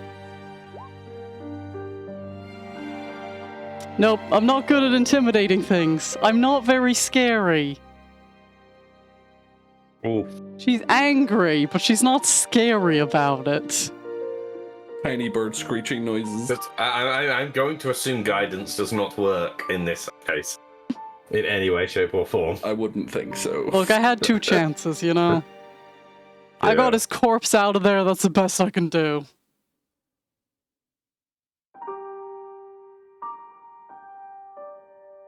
Okay.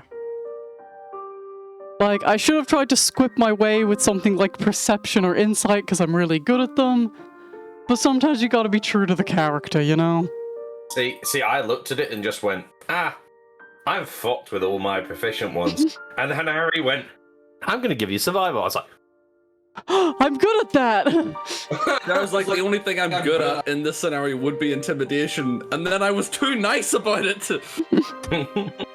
I had ideas in my head, but I figured. I had 3 ideas and I just went, all 3 of them can go together. Holding the circle together, being like, I got you a hat. I mean, bear in mind, literally, the only thing that I am worse at than intimidation is athletics. Like the hat. That is my only worst skill. Barros. How would you athletic someone back to life? Like arm wrestle them? Barros. If I win, you gotta come back. George, Bam. stop. I'm trying to Sorry. do a scene. Barros. Barros has dual heritage. Does Barros's true nature lie with that of the human of his mother, or of the fae of his father? I think it's always been Thay. Okay. Barros.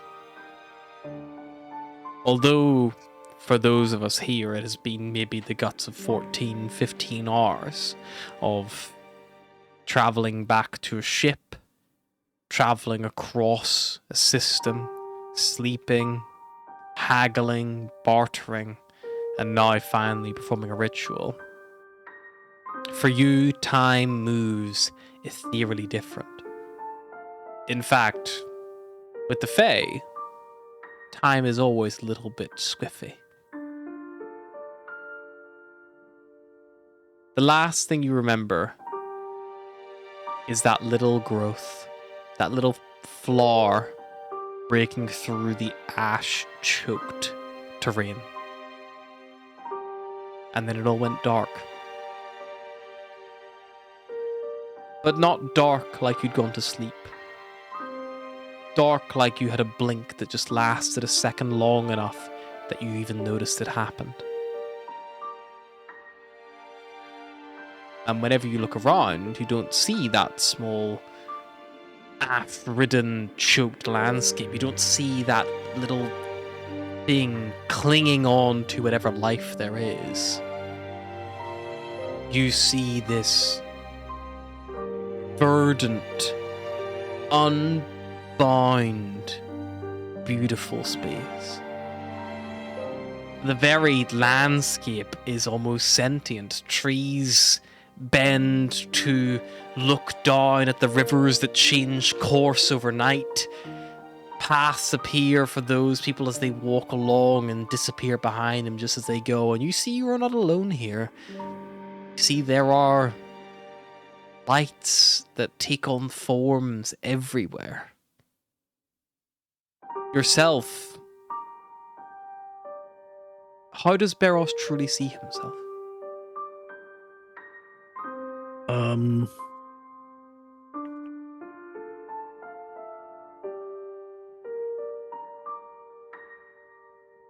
If you were to put it in a physical form.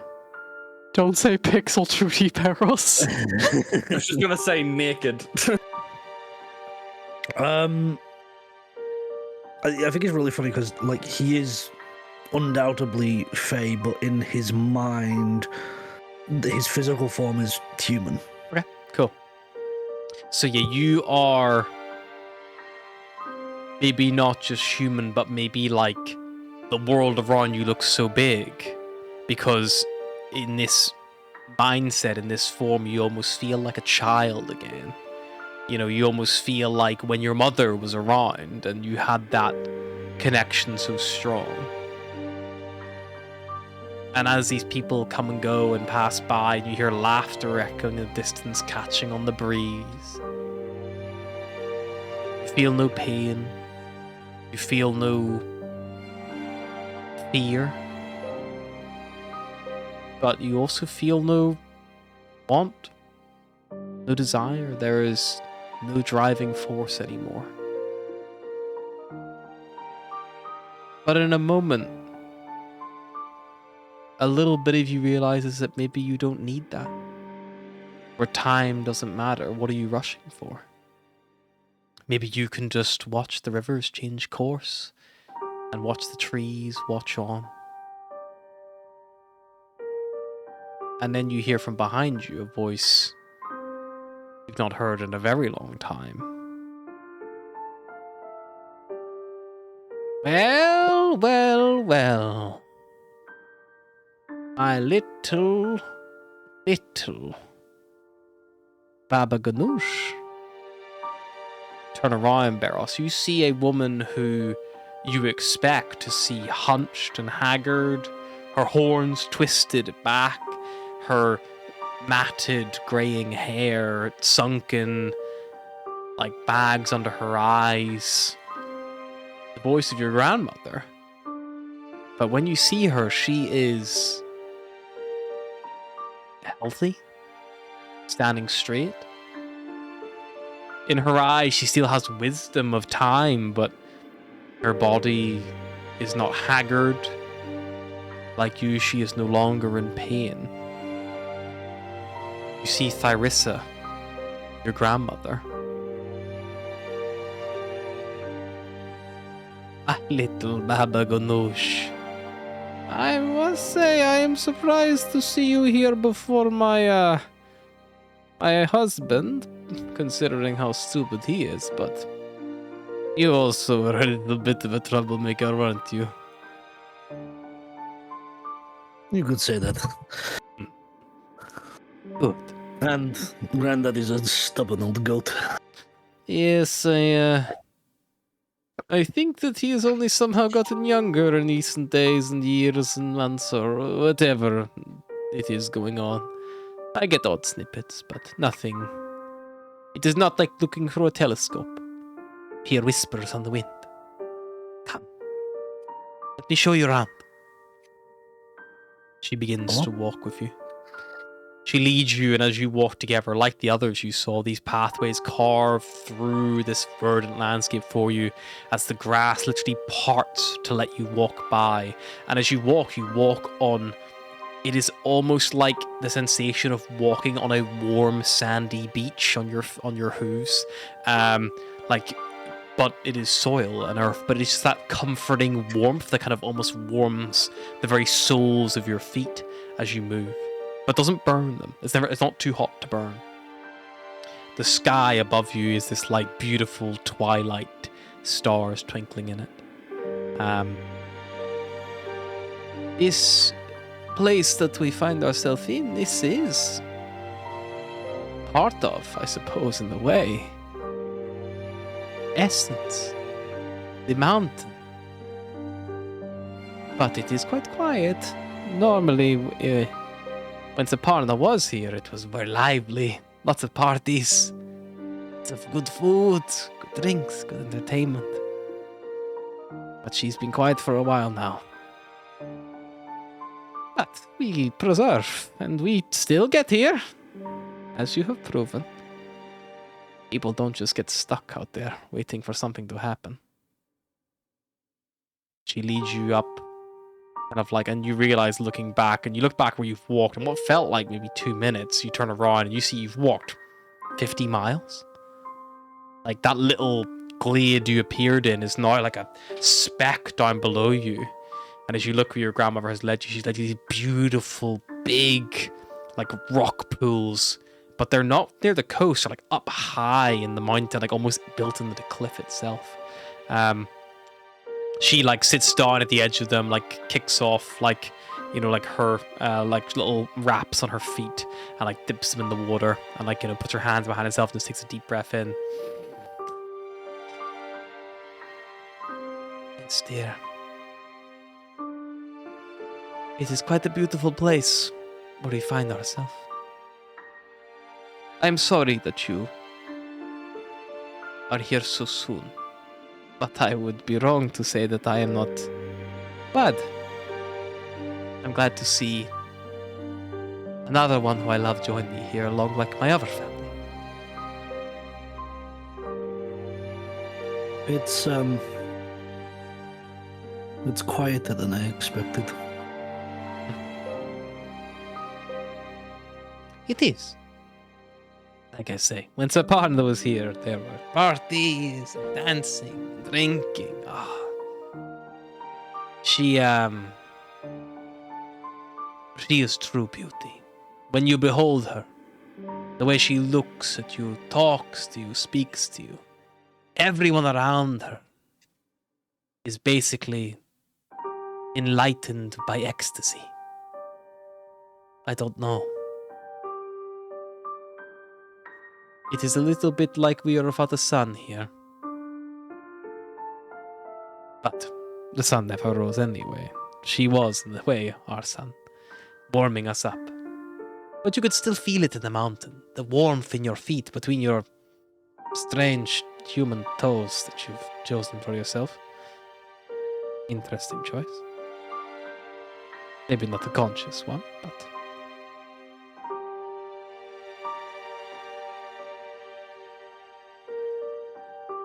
I've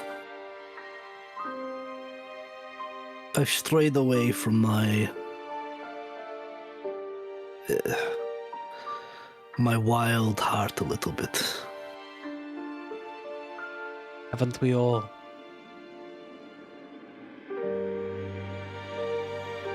Veros, you are here. Regardless of whatever opinions or thoughts or things you might have wanted. You are here now. And that is not simply by whim of a god. You are here because you were meant to be. Right here, right now. And ironically, time here has little to no meaning. Sun never rises, the moon never sets. Ever twilight. But the things you can see, do. The people you can meet, I mean. Some of the greatest musicians, greatest warriors. The stories they can tell around the campfire. Oh. Tonight. Now. You should celebrate. Coming together again. You, the first piece of the family who I left behind. You need to meet your great-grandparents. My grandparents. You need to meet everyone. We are all here. Even if there is no goddess to warm the air around her, we will still make merry. We will still drink ourselves into submission. We can still do that here. We can still sing songs. We can still dance. You must tell us of what is happening out there, of the great things you did.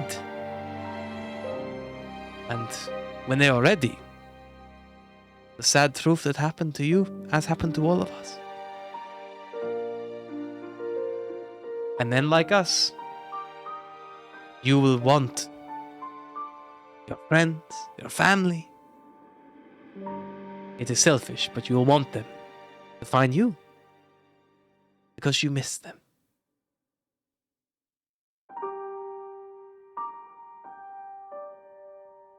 And as she says that, Beros, you cast your eyes out across the pool and you hear whispers, faint little, almost the sound of stones skimming on the surface.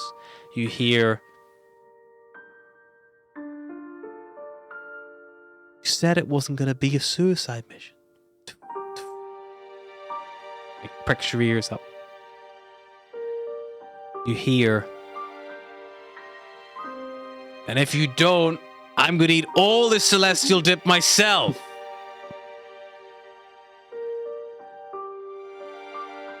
And you finally hear,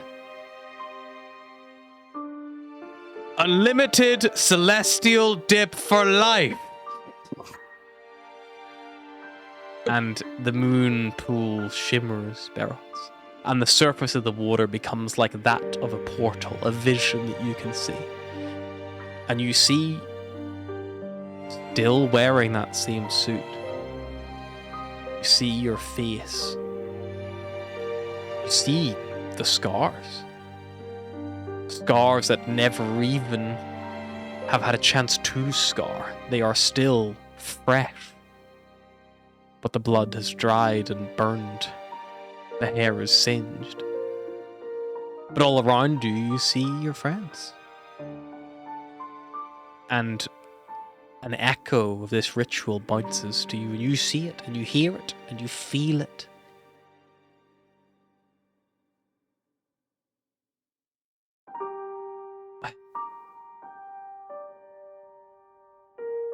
It is your choice, Beros. I can't lie. I'll be sad if you do choose to go back.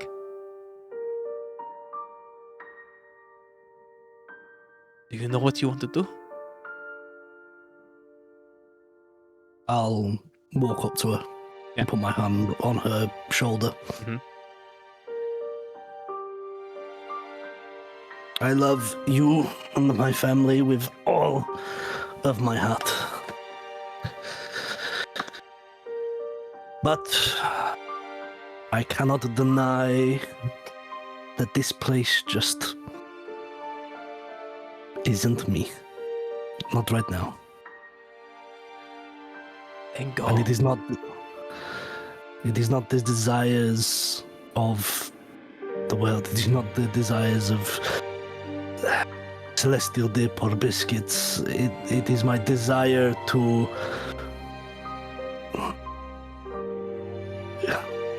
and I apologize for my crassness, but to show Faith my hairy ass.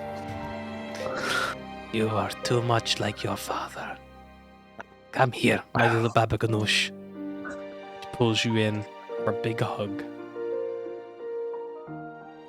And then as she like pulls you out of it, she like gives you a little squeeze. I told you, the want for your family to come here. It is inherently selfish. And she shoves you back, and you fall backwards into the water, and like you expect to feel the water hit your back, but it never does. And you watch as like this like void rushes away from you, and you maybe just catch a small glimpse as she looks down over the edge. And then it goes dark. But not like you've gone to sleep, but like you've blinked just long enough for you to notice. And as your eyes flutter open, Astra, as part of the resurrection spell, this takes 1 hour to cast. All of Beros's wounds and burns have all closed over, have healed. Any missing body parts have all been returned as a result of this very, very powerful resurrection magic. You watch as the like runes, drawings, divine symbols you all put down that all glowed. They all glow blue, like that of an apple.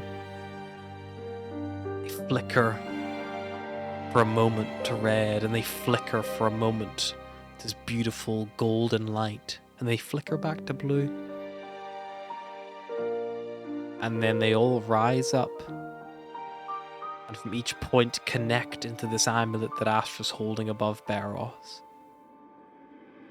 And all the runes just evaporate, and this faint mist just trickles down over him. His body is perfect. It is almost as you remember it, maybe a bit of hair out of place, a few scars maybe that haven't been quite, perfectly healed. But he is no longer a horrible burn victim. He no longer is difficult to look at.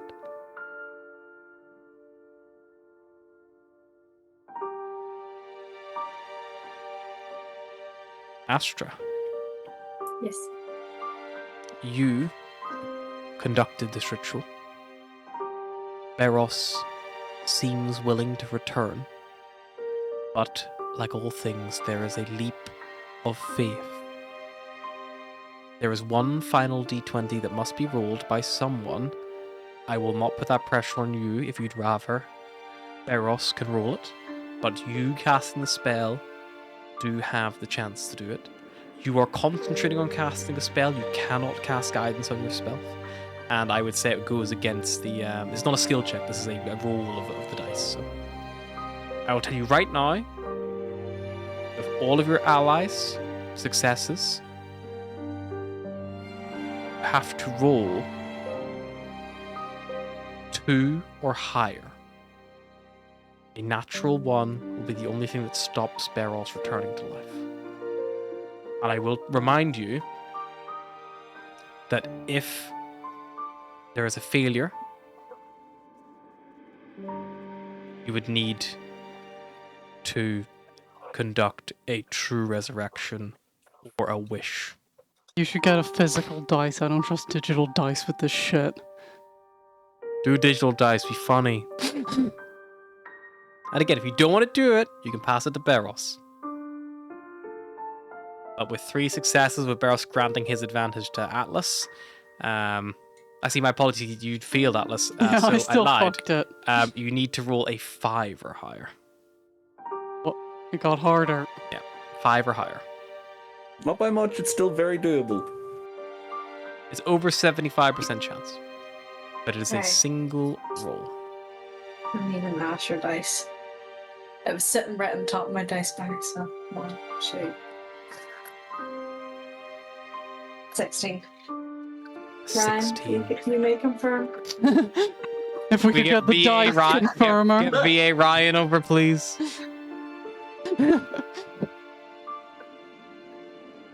It is funny to imagine them both just looking down at a nat 1, though, like... Oh dear God. Just look Eros, like, she lies. as you fall, Alive. you realize that you can, if you so wish, not simply choose to stay here, locked in the Fae. You could explore the human afterlife. You could explore the afterlife of many gods.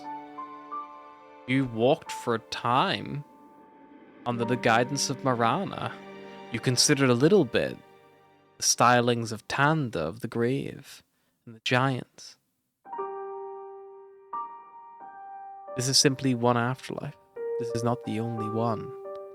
However, right now, you have also a choice of that of the mortal realm. Is Beros willing to return and wants to? He is.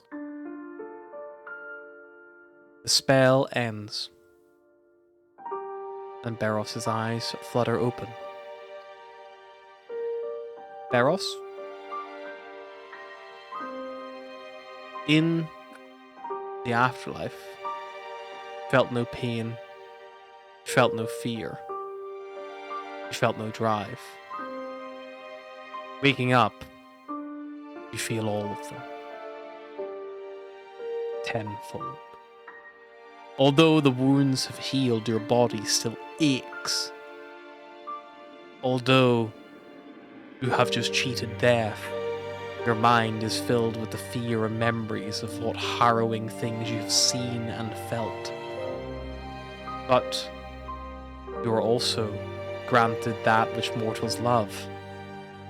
Drive to do,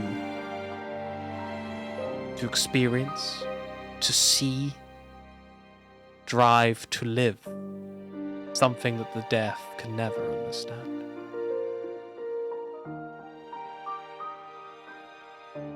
Eros is alive. As the spell draws to a close, imagine there's a smell like probably like seawater and petrichor in the air. As Harry said Beros is alive, Sylvie suddenly jolted awake. Like, huh? What?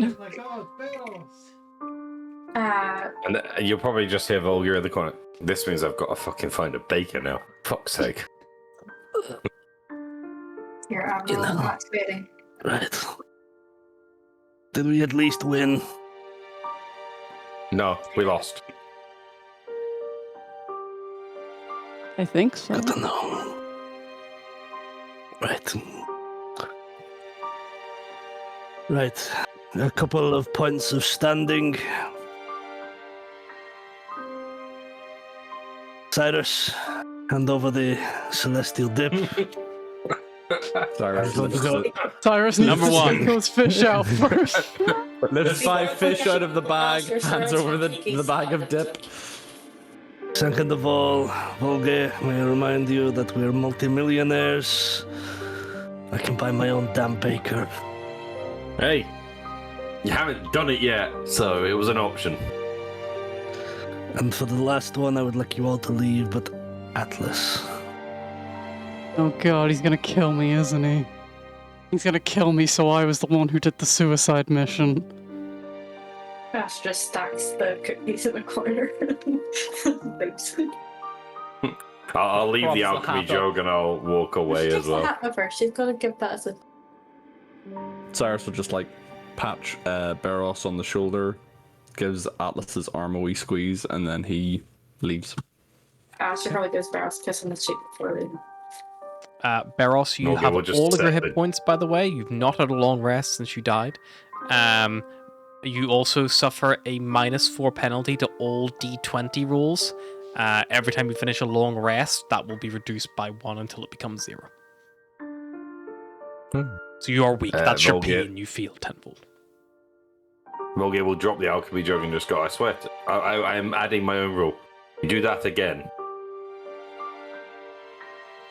I'm giving you a captain's death. You will be jettisoned into space, and he will leave. I think a captain's death is they go down with their ship, which would be kind of annoying. Okay, he's getting a Volgear fucking sailor's just death. aims the ship at the planet and just starships. Volgear, we're all still on board. Captain's death. Captain must go down with his ship.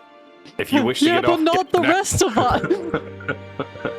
Well, you've got, by my count, 36 seconds to evacuate. Now I really want just like a fucking shitty captain who's like, you know the rule, a crew goes down with his captain. It's like, no, it's a captain goes down with the ship. He's like, oh, well, bad news, Too late. everyone. Go on. Right, I'll leave.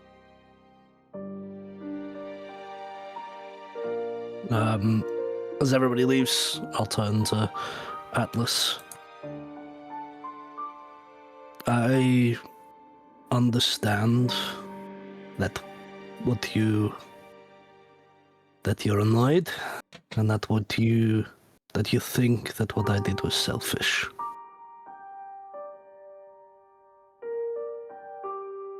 I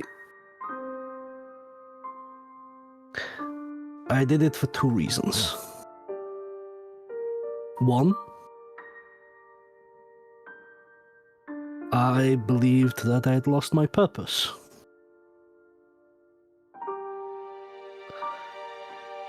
And two,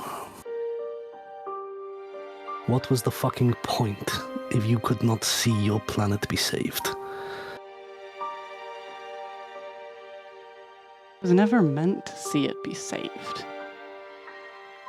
I was never meant for... I'm not...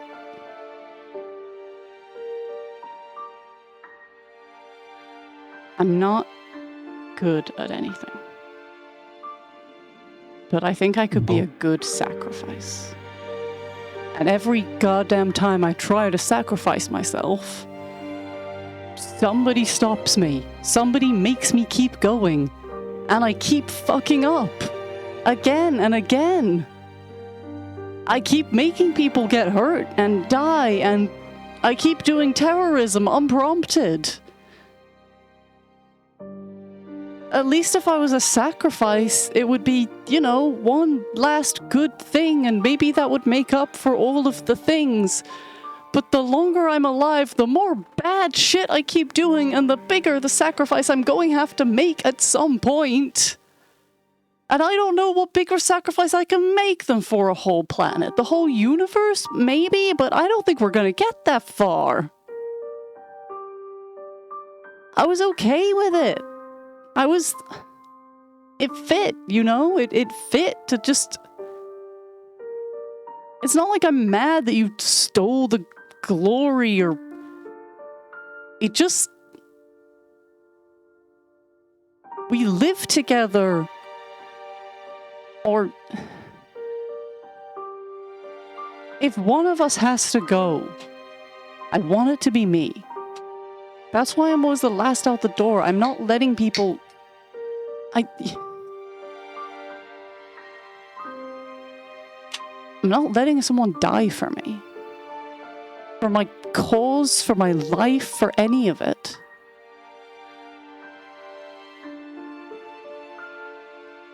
Well, then you're lying to me. Because I think it's absolute bullshit that you think that you're not good at anything. Barrows, I've blown up on 3 separate occasions, and at least 2 of them were my fault. And? Do you think that fucking matters? Everybody on this ship has made some bad choices that has caused the death of innocent people. We are not good people. And I know that more than anything. Before I met you guys, I was a fucking pirate that used to go around plundering and raping and killing whoever I damn please. I was not a good person. I was a result of my surroundings. And if I'd not found you, I probably would be drunk or dead in a ditch, in some alleyway, in some whorehouse. You gave me a purpose. You were the first initiative. You are the reason we are here. What you are good at is keeping us together. And you're right. You are terrible at something, and that's being a sacrifice. But that's okay. I don't want you to be a sacrifice. I want you to enjoy living. Now, it sounds like you might need to go see a therapist about some of that internalized, trauma right there. Probably to do with your medical past and living with your parents. But beside the point, at the end of the day,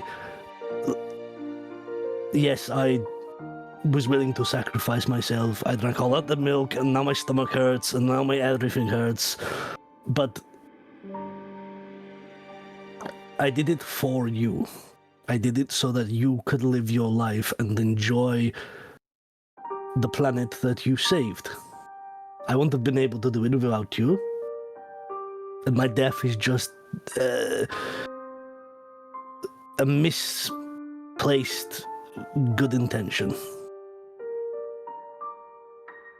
But that was fine with me. I've been teetering on death's doorstep since as long as I can remember.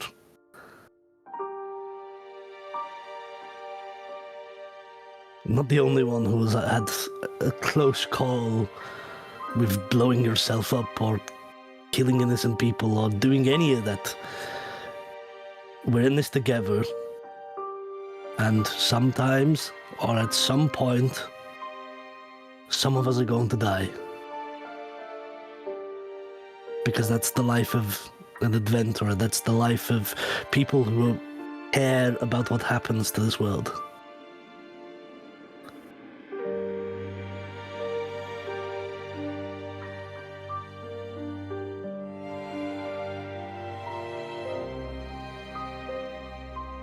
$30 says that the next one to die is Astra. Make it 100.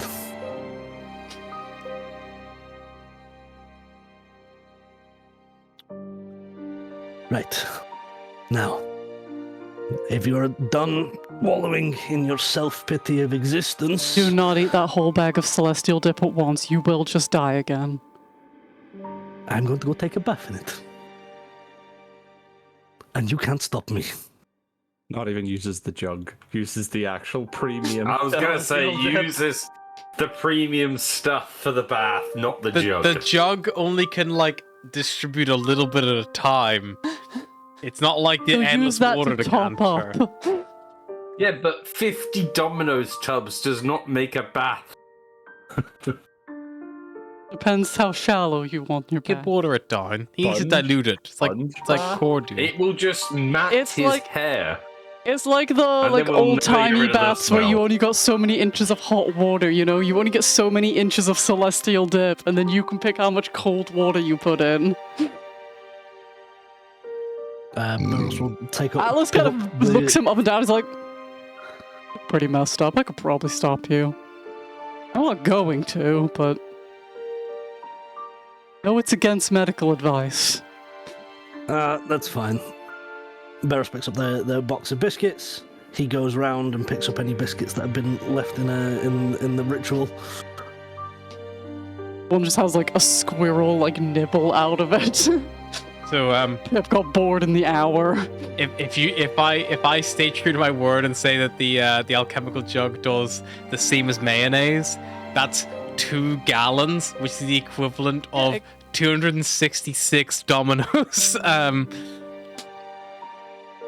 Okay, so we start bottling that shit, and we become illegal, Celestial dip traders. yeah.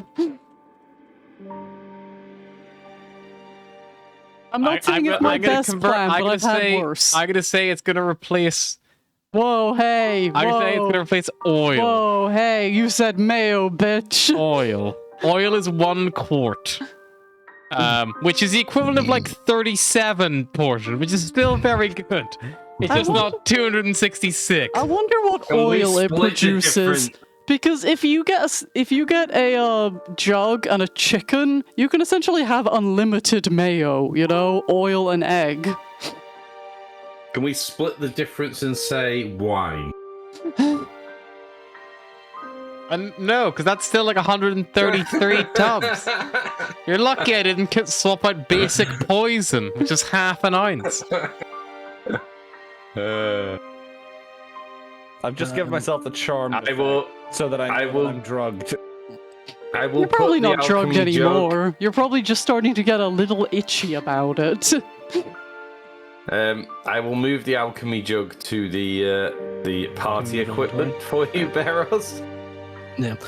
I will not be taking a bath from Celestial Dip. However, I will head to the main deck, and I will resume captain duty as well. Nibbling on some biscuits. Very light Admiral. duties. Good to see that you are up and around. Kyrene was looking for you. I told her you were dead. Good. Well, technically I was. Well, now I'm done doing that. Hopefully she knows how to Wind Rider again. I will comms Kyrene at the earliest convenience to just get back to it. Oh, good. You're finally awake. You were trying to cross the border, eh? Trying to cross the border between living and dead, right? No, but she will give you a Ran quick straight into rundown. that celestial dip ambush. You and that celestial dip merchant got nabbed. She will give you a quick rundown, and she's just going to tell you. So good news, we finished our research on Captain Windrider. We've also finished it on organic tech, basic illicit operations, and communications. What we have learned is we have a, we think, location for Windrider's soul out in the Expanse. It is in deep Expanse, but we do have a location that we can get to whenever you are ready. We've also learned about the illicit systems. I can show you these in a PowerPoint presentation, which is a bit more pleasant. But quick rundown. The systems that they're using, they're not built like ours. They are grown by genetically modifying living tissue. As such, it seems that all of their vessels and equipment actually can be repaired by magical healing, or even if they're just simply fed nutrients a given time. Whereas we obviously need to make new plates and weld them on, they can just cast a spell and it'll just heal like it would flesh. They also seem to be in possession of some kind of cannibalistic fungal colony with psionic ability. These spores land on metal, break down the alloys into effectively a slurry-like substance, which can then be converted by that fungus into a chitinous neural tissue, which they can then control with their psionic abilities.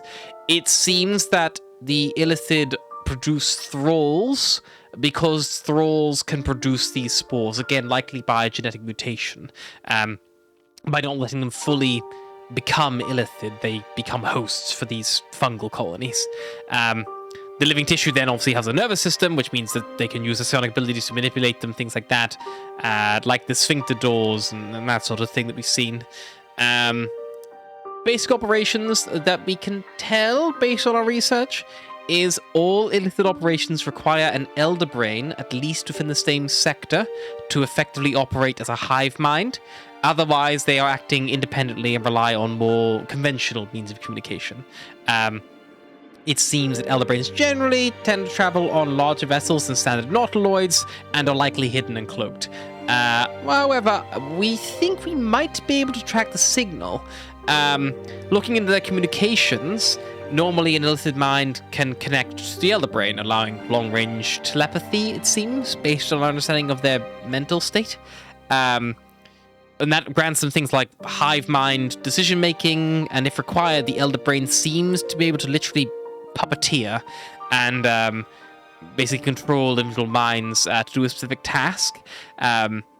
So if think of an illithid within the range of an elder brain more like a chess piece in a way. That's why Nendia, who you let us experiment on, was losing grip on reality a little bit when she was under the influence. The team and I believe we have solid plans for a signal tracker, which could be interfaced for our own communication systems and could allow us to register as a nautiloid or an illithid-controlled vessel. This would allow us to receive commands and maybe gain intelligence, act on it if we can decode it.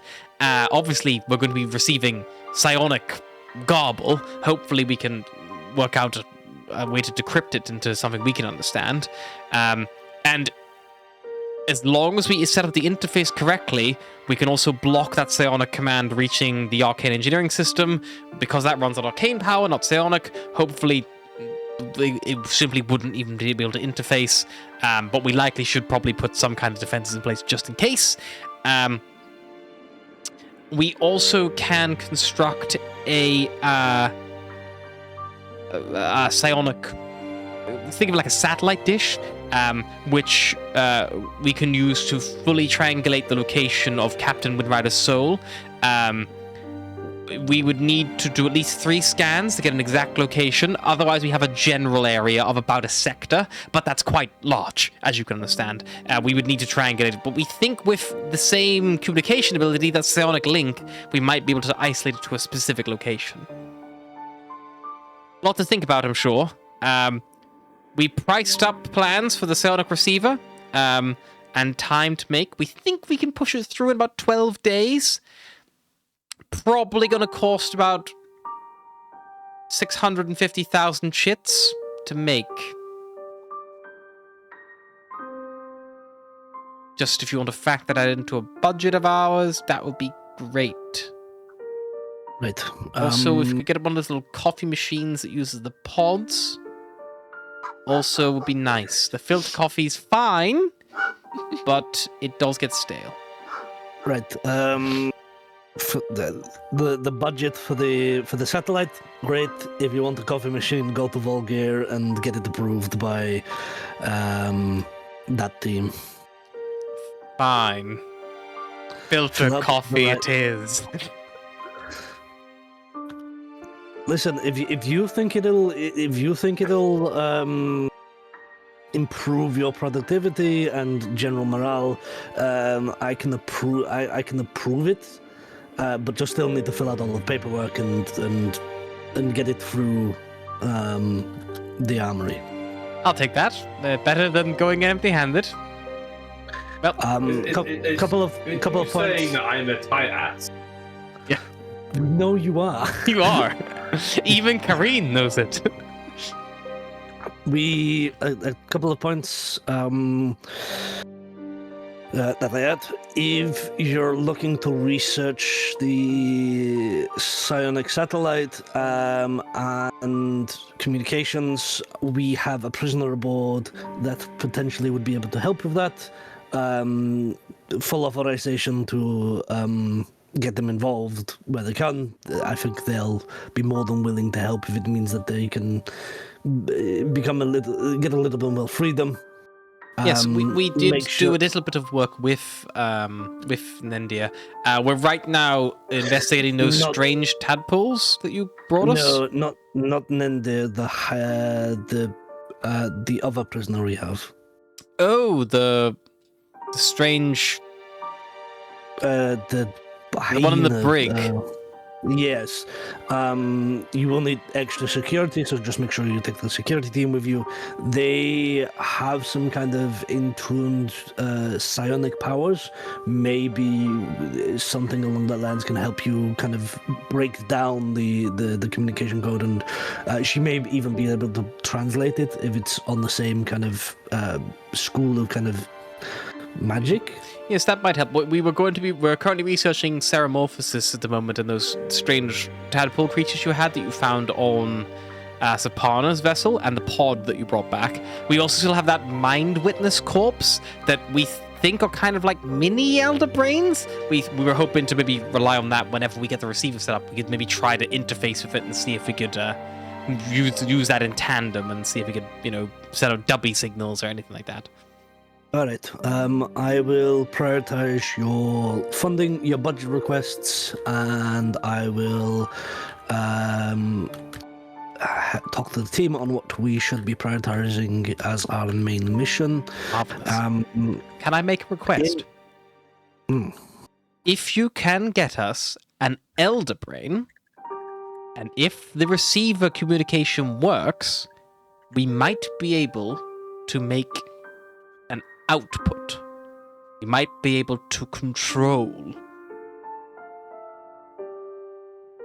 Right. I don't know how you feel about that, but whatever technology or organic biomatter they're using, it's probably in there. If you ask Sapana for some assistance in that area, she's somewhat of an expert in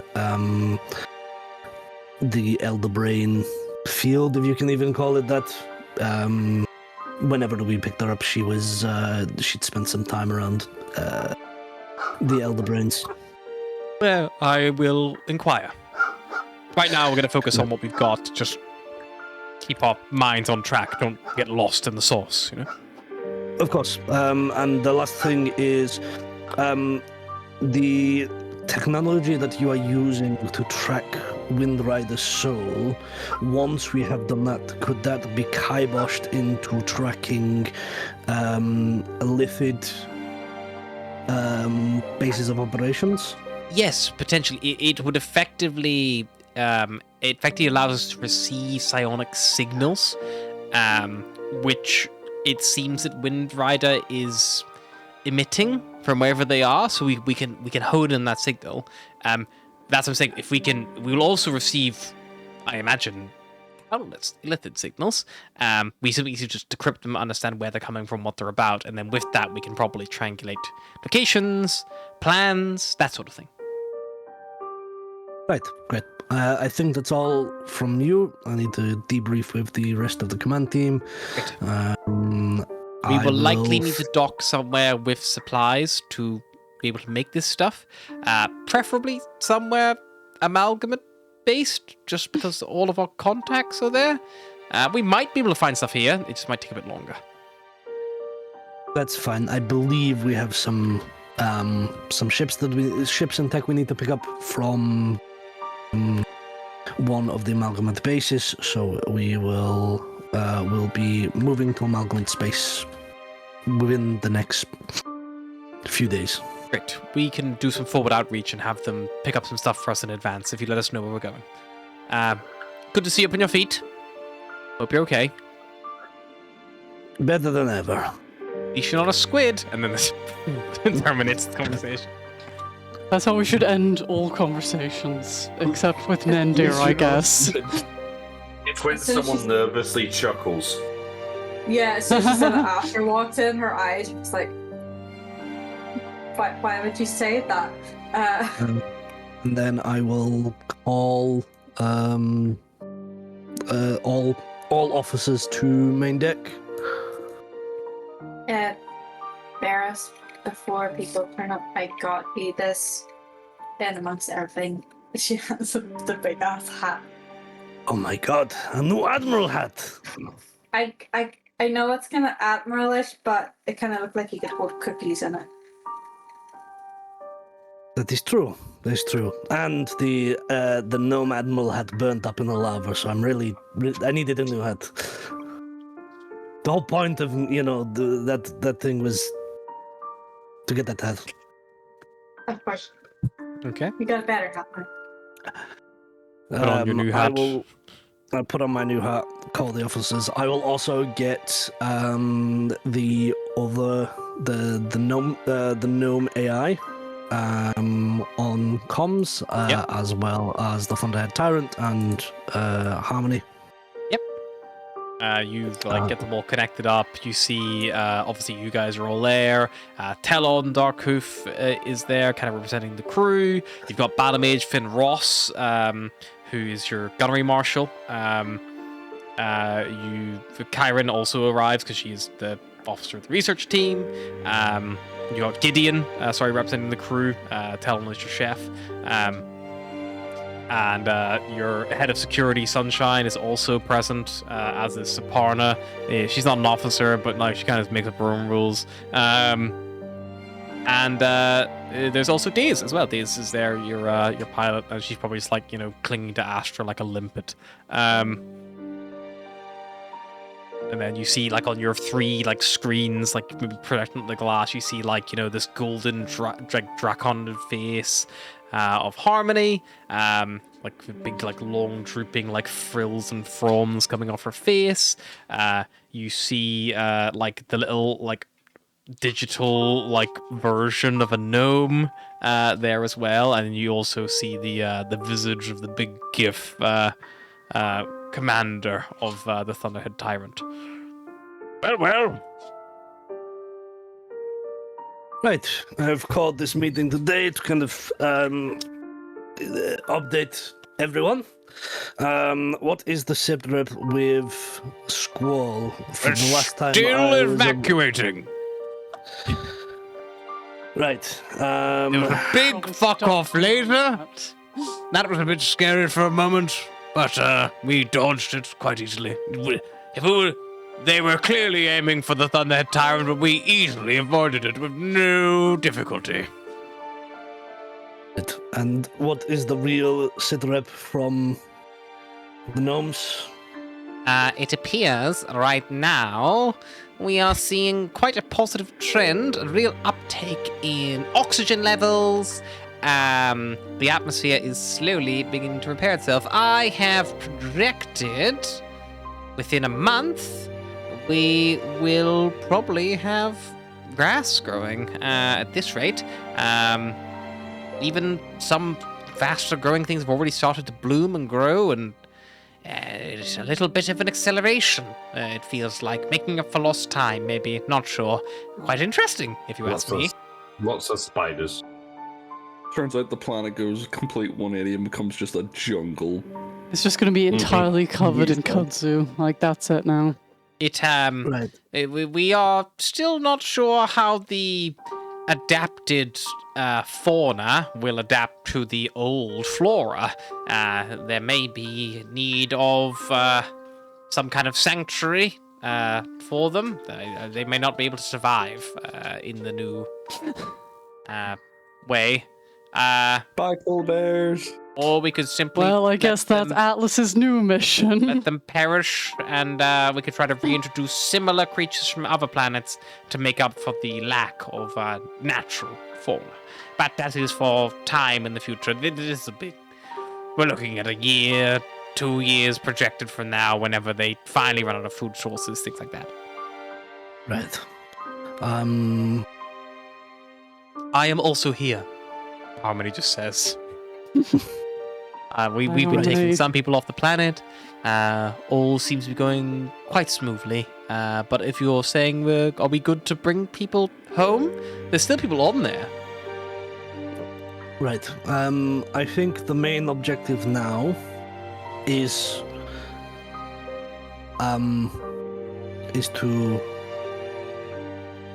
get people back home. The issue that I might have is that if the local wildlife are no longer affected by the smog, then they will start wandering into maybe civilized areas, and that could cause a problem. Ideally, we would assume that we will continue with the evacuation. However, we would have the planet's military go in and just clear out any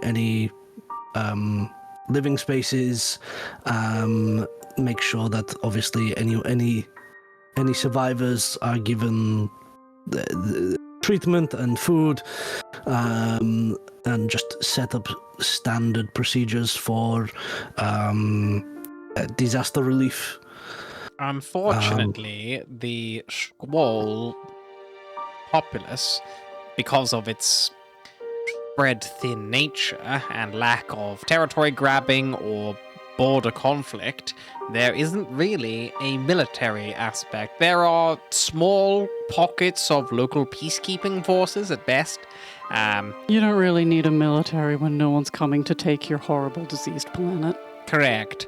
We horrible could disease anymore. administer a peacekeeping force from the Pedente Alliance. We Go could down simply. like a shit If you're sandwich. saying the only problem is these beasts that roam free, we could make short work of that surface, blast it a little bit. It's already healing anyway. May as well fucking fully restart, I say. That is. The is beasts not won't the- be a problem. It's not like the lack of smog kept them out of anywhere. It's only that they could survive in the smog. They used to come So into they're gonna die settlements off anyway. naturally. Or they'll Right, I breed and think- become less mutated over time. Well, that would be a bonus, right? Realistically, it's I not f- like they're monsters, you know? They're just animals. No, that is. If that's true, I think the Potente Alliance, their main focus should be sending aid via doctors, medical scientists. Their goal should be to help sustain the wildlife as it is on the planet. We can leave the Thunderhead Tyrant here as a peacekeeping force to manage the general reintegration of the population, just make sure that things are being kept to order, and that people are just generally, not turning to riots, and instill the previous government as best we can. And we'll inform the Amalgamate, we'll inform the Potente Alliance, and have them send support. I think at least from this task force approach, once we get people back on the planet, we're done. And we will leave it to the Thunderhead Tyrant to assist, and the Potente Islands and the Amalgamate to come up with some sort of political deal to send the appropriate aid. Yes, Outside we of can that, offer a little bit here. Nye vessel doesn't require any of our supplies anymore. We could donate them to one of the larger settlements, I suppose. As for the individual gnomes, that will be probably a wide discussion by the Alliance. I'm sure that your politicians can deal with that kind of thing. Never really my remit, to be honest. Agreed. We're happy to help out here and now, but we're not exactly the movers of mountains, as it were. We are much more the forests and the trees. Also, while I've got you on the line, Quibblesort, where did you keep my back scratcher? It's gone missing.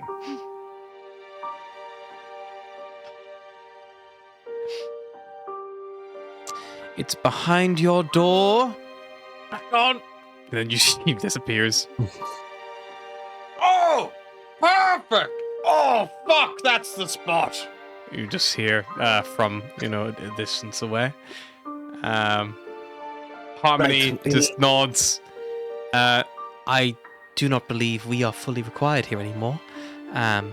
I'm glad we could help, even if for a short time. I'm glad to see that we weren't wholly necessary to evacuate a whole planet all at once. I suppose it wasn't quite as dangerous as we thought. It wasn't as dangerous as we thought. Beros died. fucking died. Fizz is still dead. we appreciate your assistance in this. I'm sure you have plenty to be doing back home. We will be staying in Albrecht for a number of days, just until we can kind of get things settled down, contact the right people, make sure that the right aid is coming. But I will, Admiral, I will send over orders from the Amalgamate, see if they can spare you for a few weeks while you assist. Perfect. Let me know if we get any signal over by that gnomish planet you're at. You're in a different star system from us right now, so.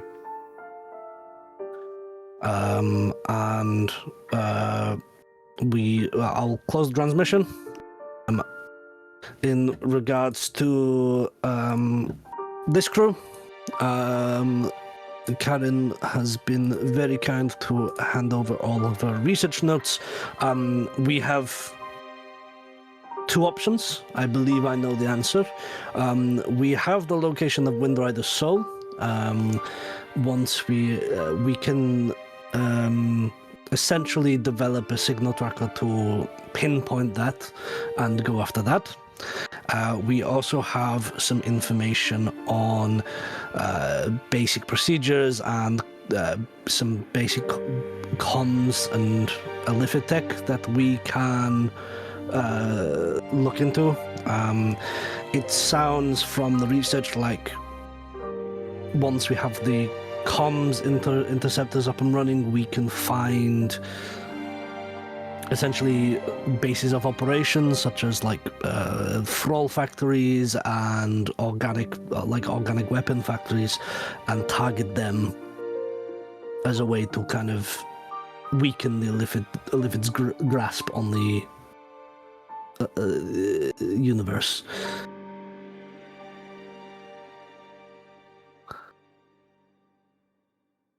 Any questions? I would just like to say, glad you're not dead, kiddo. Your granddad calls from the back. Me too. Grandma says hi. Oh, that fox.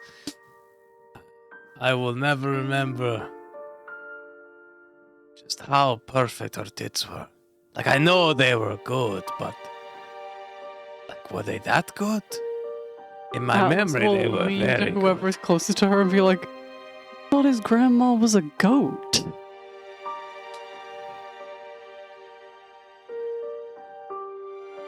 Don't know how to explain it to you, Atlas, but goats are mammals, so technically. Technically. You all trickle out from the bridge, those of you who don't need to be there. Beros, your dad, Talon does kind of wait behind a little bit. And he like comes up to you.